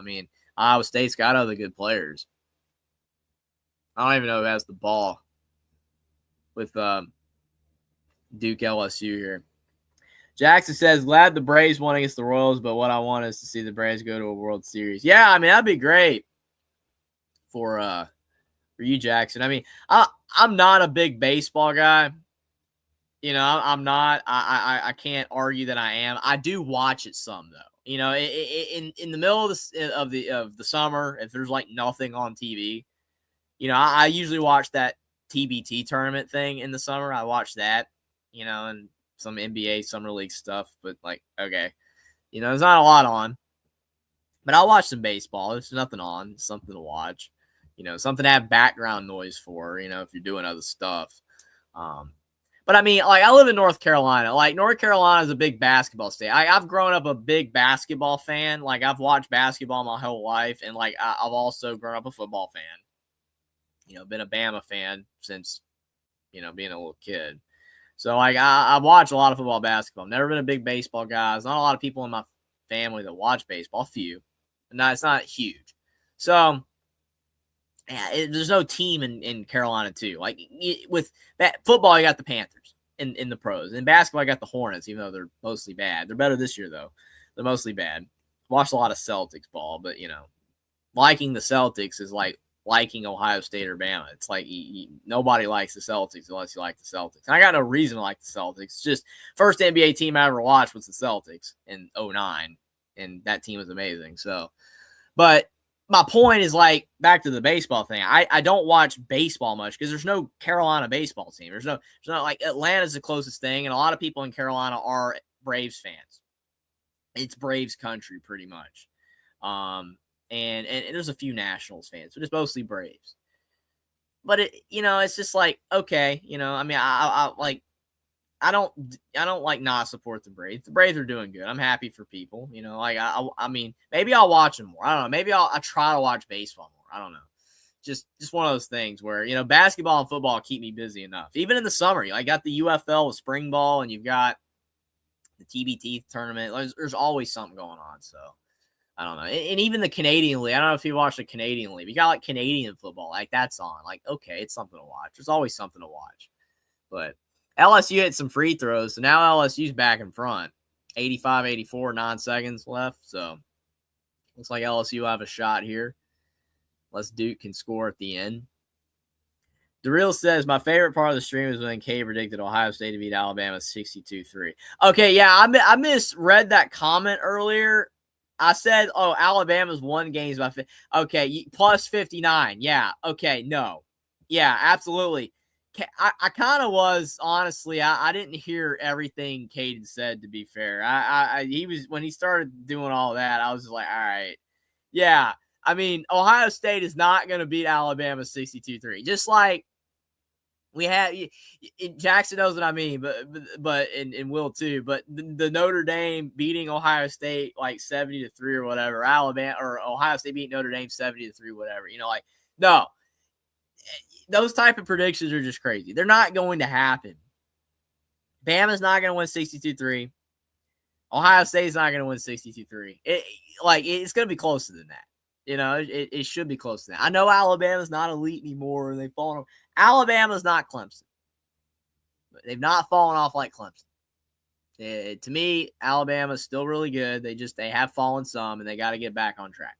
If DeBoer ain't it, they'll have to figure it out. But it was more likely to be fired, Lincoln Riley or DeBoer. I would say Riley.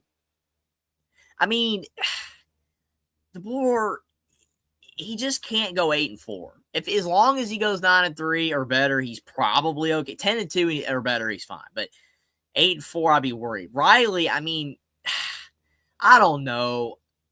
I haven't looked at USC's schedule. I don't know what it is. But Duke missed a 3. Ball goes out of bounds. 2 seconds left. I don't know if they're going to go to the monitor. But Duke down 1. But yeah, I don't know. I mean, I don't know, like I said, their schedule or how many games they're expected to win. I think their over-under was 8.5, but don't quote me on that. I can't remember. But I would think Lincoln Riley, which DeReal agrees. I would think that. But yeah, Hornets are doing well. Outside of LaMelo's incident where he crashed into that lady, which sucks. I don't like that he did that. Reckless driving is not okay, and a lot of people are doing it lately across athletic sports. A lot of athletes have been doing, stuff like that. It's not great. You like to kind of tone down on the car-related accidents. But yeah, besides that, with LaMelo, the team's been playing very well. I'm actually shocked. How well they've been playing. The Hornets are actually I don't get to watch a lot of the games because they're hardly ever on TV. Which, if they get better, maybe they'll put them on TV more in the future. But they're not on TV a lot. But I've actually been watching, some of their some of their highlights, and they're not playing bad. Knipple's been very good. Brandon Miller's playing well. LaMelo's playing well. So it's kind of nice to have, the in-state NBA team not completely suck for once. It's kind of nice. DeReal says that's a good policy, Jeffrey. Nobody should listen to Caden. Yeah. I mean, again, I appreciate Caden. He comes on, the channel, and I appreciate, his contributions and appreciate him for being here. He gives a lot of levity to the show. He makes it hilarious. He says a lot of random junk that's out of pocket, and it's hilarious. But yeah, if you take anything he says, most of what he says, I can't say everything. Every now and then he's correct, on some stuff, and some of what he says makes sense, even if I don't completely agree with it. But yeah, you can't really take what he says seriously. Notre Dame is 29.5-point underdogs in an Elite Eight game. Okay, I don't know who they're playing, but that's nuts. I mean, that to me, what DeReal just said is women's basketball, more competition, more competitiveness in some of these games would go a long way. The fact Notre Dame is in the Elite. Is there a 29.5-point spread in an Elite Eight game in college basketball? No. The biggest spread, Duke scored. Duke just hit a 3. 87-85. LSU's done. Wow. Okay, yeah, Notre Dame plays UConn. Well, there you go. Yeah, that will do it. That's nuts. LSU just got beat. So I think Duke's, I saw in the bracket, they're going to face, UCLA, which UCLA is really good this year, so that's probably going to be tough to overcome. But yeah, so this was a good game. I mean, I didn't see most of it, but like this is what women's college basketball needs, is these type of games. You want these really, really good games like we get in March Madness, these competitive games. Not every game's going to be close. Back-to-back Elite Eight appearances for Duke, first time since 2012-2013. So really impressive for Duke women's basketball. I'll turn attention back to Tennessee, Iowa State, as we will be wrapping up the show once that game is final. But yeah, that's what women's college basketball, you want to see happen, is those type of games. You don't want 29.5-point spreads in the Elite Eight. It doesn't matter how good UConn is or a South Carolina. That's insane. 29.5 in an Elite Eight game. Like Loyola Chicago was not a 29.5-point underdog in an Elite Eight game. That's insane. Hopefully, for Will's sake, Notre Dame is more competitive than that. Will says last year's team had a better roster, should have made Final Four, lost a lot from that team, and are overperforming. Guess talking about Notre Dame. Sports Talk with Austin, appreciate you being here. He says, go Nuggets, 47-28 with 7 games left. That's a pretty good record. I mean, the Nuggets are doing well. They're doing well. Yeah, so Darrell makes a good point. He says, not trolling, the women's tournament has been more competitive outside of the one season the men's tournament. That is what I'm coming from, though. Like, you think about people, casuals, right? You talk about casuals.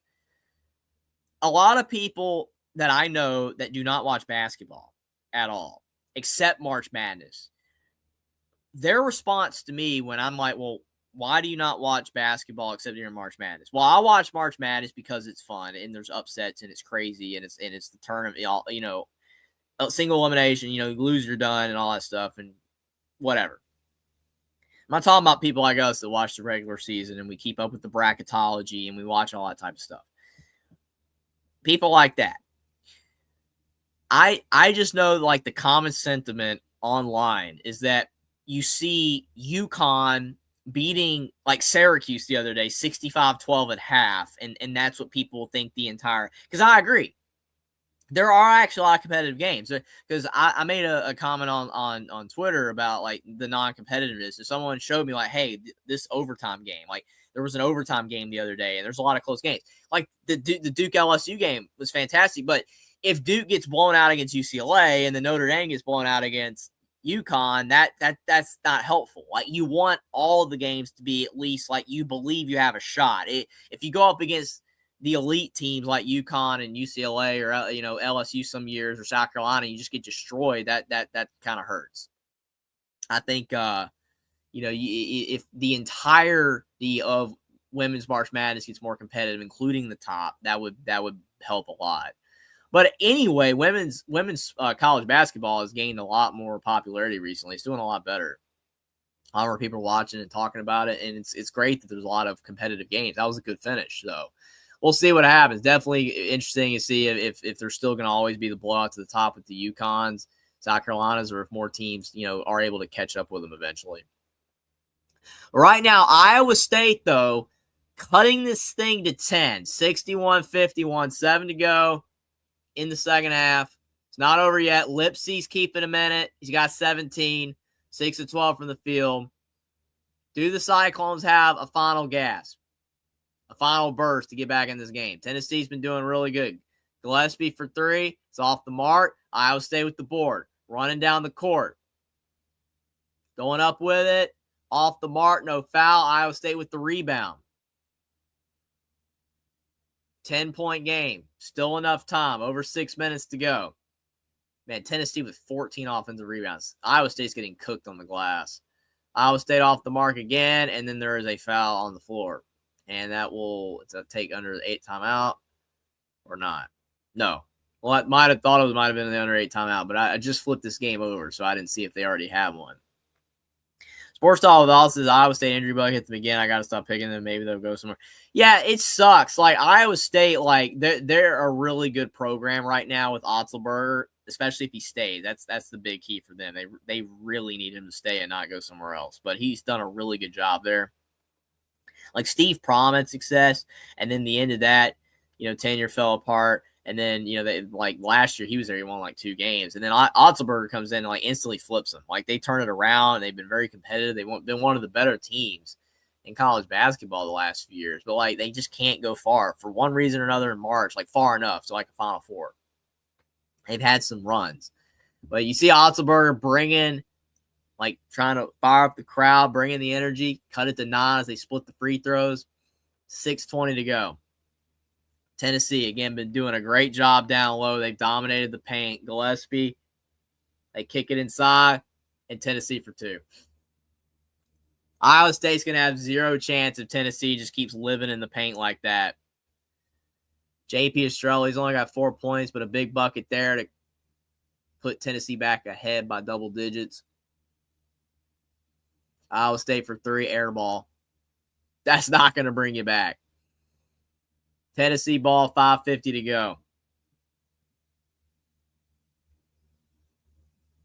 And some teams just have bad luck, whether it's injuries, whether it's bad matchups. I mean, you think about March Madness, a lot of it's matchups. You get a bad matchup, really good team can go down earlier than you would think they would.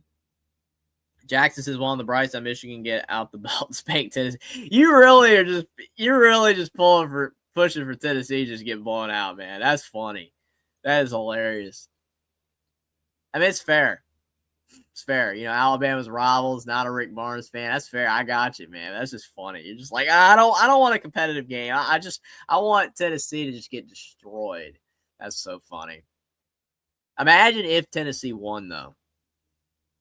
Imagine if Tennessee beat Michigan and Iowa State here. You talk about like Caden was talking about a fan base that, like, if Iowa State wins, they're going to be doing this. Imagine if Tennessee won. We know Tennessee fans online. They get, very loud. They're that type of fan base. Tennessee fans, especially in football. It carries over to basketball. I will never forget when I did a poll on my Twitter account. I've talked about this before, but I did a poll on my Twitter account like a year and a half ago. College basketball player of the year. And I said that, like, let people pick who's gonna win player of the year. Like Zach Edey, RJ Davis, and then Dalton Knecht was the Tennessee player, the option that year. Tennessee fans completely like took over the poll. They were like reposting. They were like, let's repost this thing.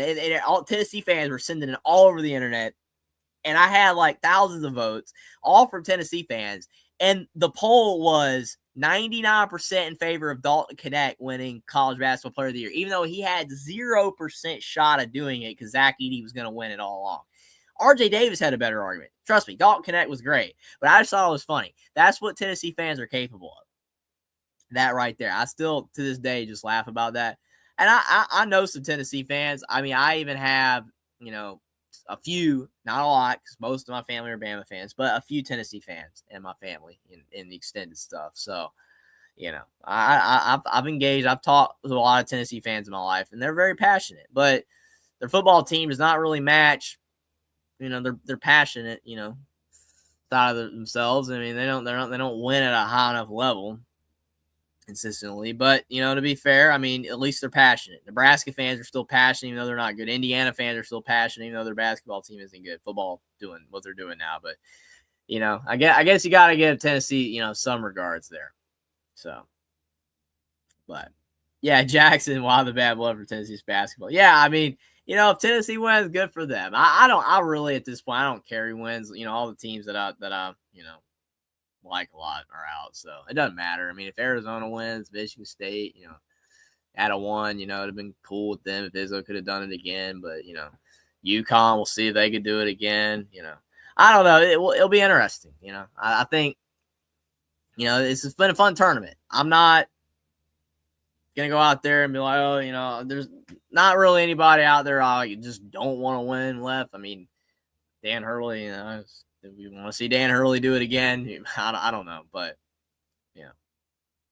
Green Wave 369, though. I do appreciate Green Wave 369 for being here. He's a Tennessee fan, it seems. He said you should like Tennessee, good team to like. Like I said, I've got a few relatives that like Tennessee, so I try to be tolerable towards them. You know, I try not to be an intolerable person like to people that I know, and I know some Tennessee fans. They're not all as bad as they cracked out to be. You know, I think Tennessee fans get more hate online because of how passionate they are on there, but in person, there's chill Tennessee fans. So, but yeah, it's not like I think every fan base has fans that people can't stand. Like I said, Alabama's got really bad fans. Ohio State's got really bad fans. They all do. But do appreciate you for being your Green Wave. And your team's looking really good. Tennessee is on top of Iowa State. Even though Mom Selovic just hit a 3, he's been quiet tonight. That is only his second 3 of the game and only his second made shot of the game. So that's been a big issue for Iowa State. One of their best players not having a great game. 3 to go in the game. A little over 3 to go. Iowa State down by 8. It's not over yet, but it's getting close. It's getting really close.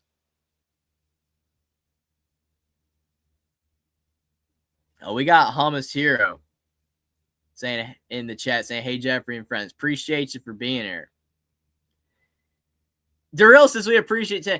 Okay, Darrell. I appreciate all fans who are here. Okay? Like, I mean, it's well documented, the smack talk I give to Ohio State. But we got Steven Cherry, we got Hummus Hero, we got Troy V. I appreciate you. Caden, you know. I appreciate you guys. And I mean, it's like, I'm an Alabama fan. You know, I'm not a fan of Alabama's rivals. I don't like LSU. I don't like Auburn. Again, Tennessee.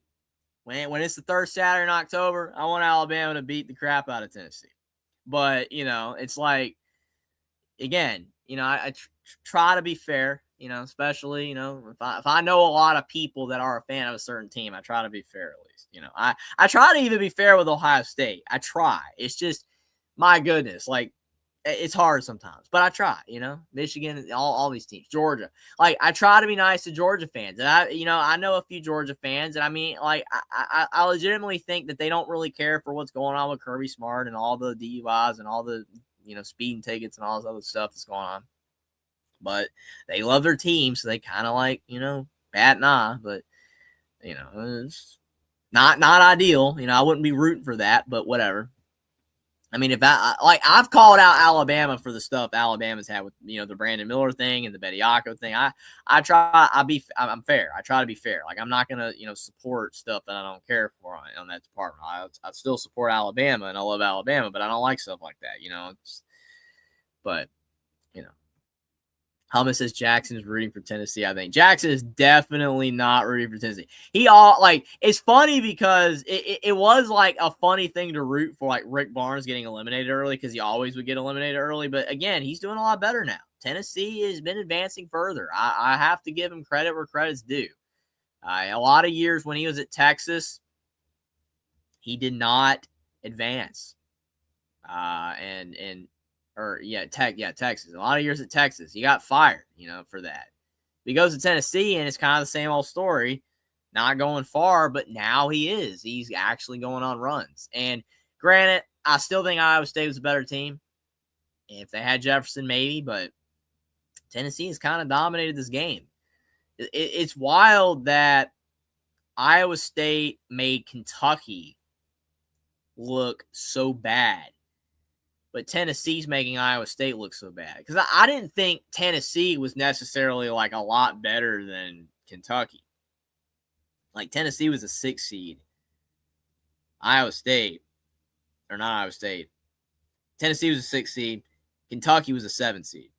Like, they're pretty comparable for the vast majority of the season. But, hey, Tennessee's playing better now. Kentucky did not. So, Jackson says, the only time I'll root for Tennessee is for them against LSU in college football in 11, 21, 26. For them to look good in the regular season, they can have a good record versus Bama, and it makes Bama look good. Yeah, fair. Absolutely. And that's my approach, too. You know, I'm not a Tennessee fan at all. But I try to be cordial.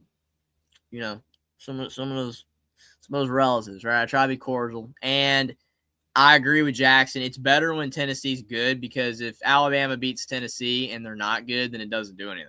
Like if Tennessee has a good year and Alabama beats them, it helps. So yeah, it's good for Tennessee to be better. And I agree with them beating LSU. LSU is like, come on, man. Like, nothing again. If I had LSU fans in chat, I appreciate you for being here as well. But dude, your team right now, Will Wade, Lane, like legitimately right now, Will Wade and Lane Kiffin. That's your program right now. Think about that. Like, I know if you're an LSU fan and you've been an LSU fan your whole life, you're not going to not be an LSU fan. I get it. You love your team, whatever. But that's garbage. Like, I don't know what's worse. Chat, let me ask you a question. What's worse, Will Wade or Lane Kiffin? I legitimately want to hear the responses here.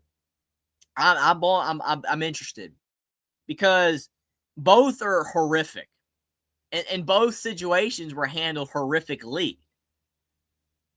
I want to hear your thoughts. I definitely, got a few people in the chat. Be intrigued here because I don't think we're gonna get a legit like concrete one way or the other, whether Lane or Will Wade. Like who do you like dislike more? Who do you think's worse? Yeah, throw in her too, Kim Mulkey. I mean, I don't know much about her outside of the fact that a lot of people don't like her. I don't think, and I remember her and Lane Kiffin. There was like a video of them or something at a game, which was funny. Like I think they were holding hands or something, which was kind of like whatever. I don't know. I'm like okay, but yeah. So yeah, it's just like LSU is not the home for likable coaches. Like I would argue, like I know Tennessee is a bigger rivalry to Alabama, but I would argue like LSU is kind of more on like the despicable scale right now, in my opinion. And I'm not just saying that because there's a Tennessee fan in chat. And again, I appreciate Greenway for being here. It says my daughter was born October 20th. Tennessee was undefeated. Good time for to be born. Bama beat us a day later. Oh man, that's a tough break, but that's awesome on your daughter. And yeah, but I don't know, man. To me, like LSU is just not likable at all. Like Lane Kiffin, I try like Lane, what he did to USC, or Tennessee, what he did to Tennessee, going to USC was bad. And then, the tarmac thing and then the Fort Atlantic and the Bama, off the coordinator state, it kind of gained some respect back. And I was kind of like, you know what? I'm not the biggest Lane guy in the world, but he's at Ole Miss and he's doing some good stuff at a school like Ole Miss. I kind of was like, you know what, Lane? It was kind of a redemption arc here, But no. Lane lost all likability after he decided to go to LSU. The way he did too, just horrible. And then with Will Wade, man, guys at LSU gets fired. Then he goes to NC State, for McNeese, whatever. And then he goes back to LSU. It's like, are you kidding me right now? And the fact that according to the NC State, like AD or whatever, he didn't even have any notion of that. And they were trying to keep him in NC State. I don't know, man. It's just kind of dirty rotten to me. I don't say that about a lot of stuff, but Will Wade, Lane Kiffin, I guess Kim Mulkey. I again don't know as much about her, so I don't want to speak too much. But not likable, man. Not likable at all. And that therefore makes LSU very unlikable. What else is unlikable is that this game is not close. I want to see a close ending. Like that Michigan State UConn game was very good. Duke St. John's was good earlier. It looks like Iowa State is done. 73-60. And again, if Tennessee wins, the lone bastion in the SEC left. But they got a tall task if they end up ultimately winning this game. They got to face Michigan. That's hard. Not saying anything's possible, but what's even crazier is that Iowa State's 15 of 25 at the line, and Tennessee's only shot 13 free throws, or 8 of 13. Without the free throw line, Iowa State would be down by a lot more. Iowa State did not play good today. They had a bad game. Their fans are probably very upset right now. Had a really good year. Thought they could go far, but it looks like they're done, man.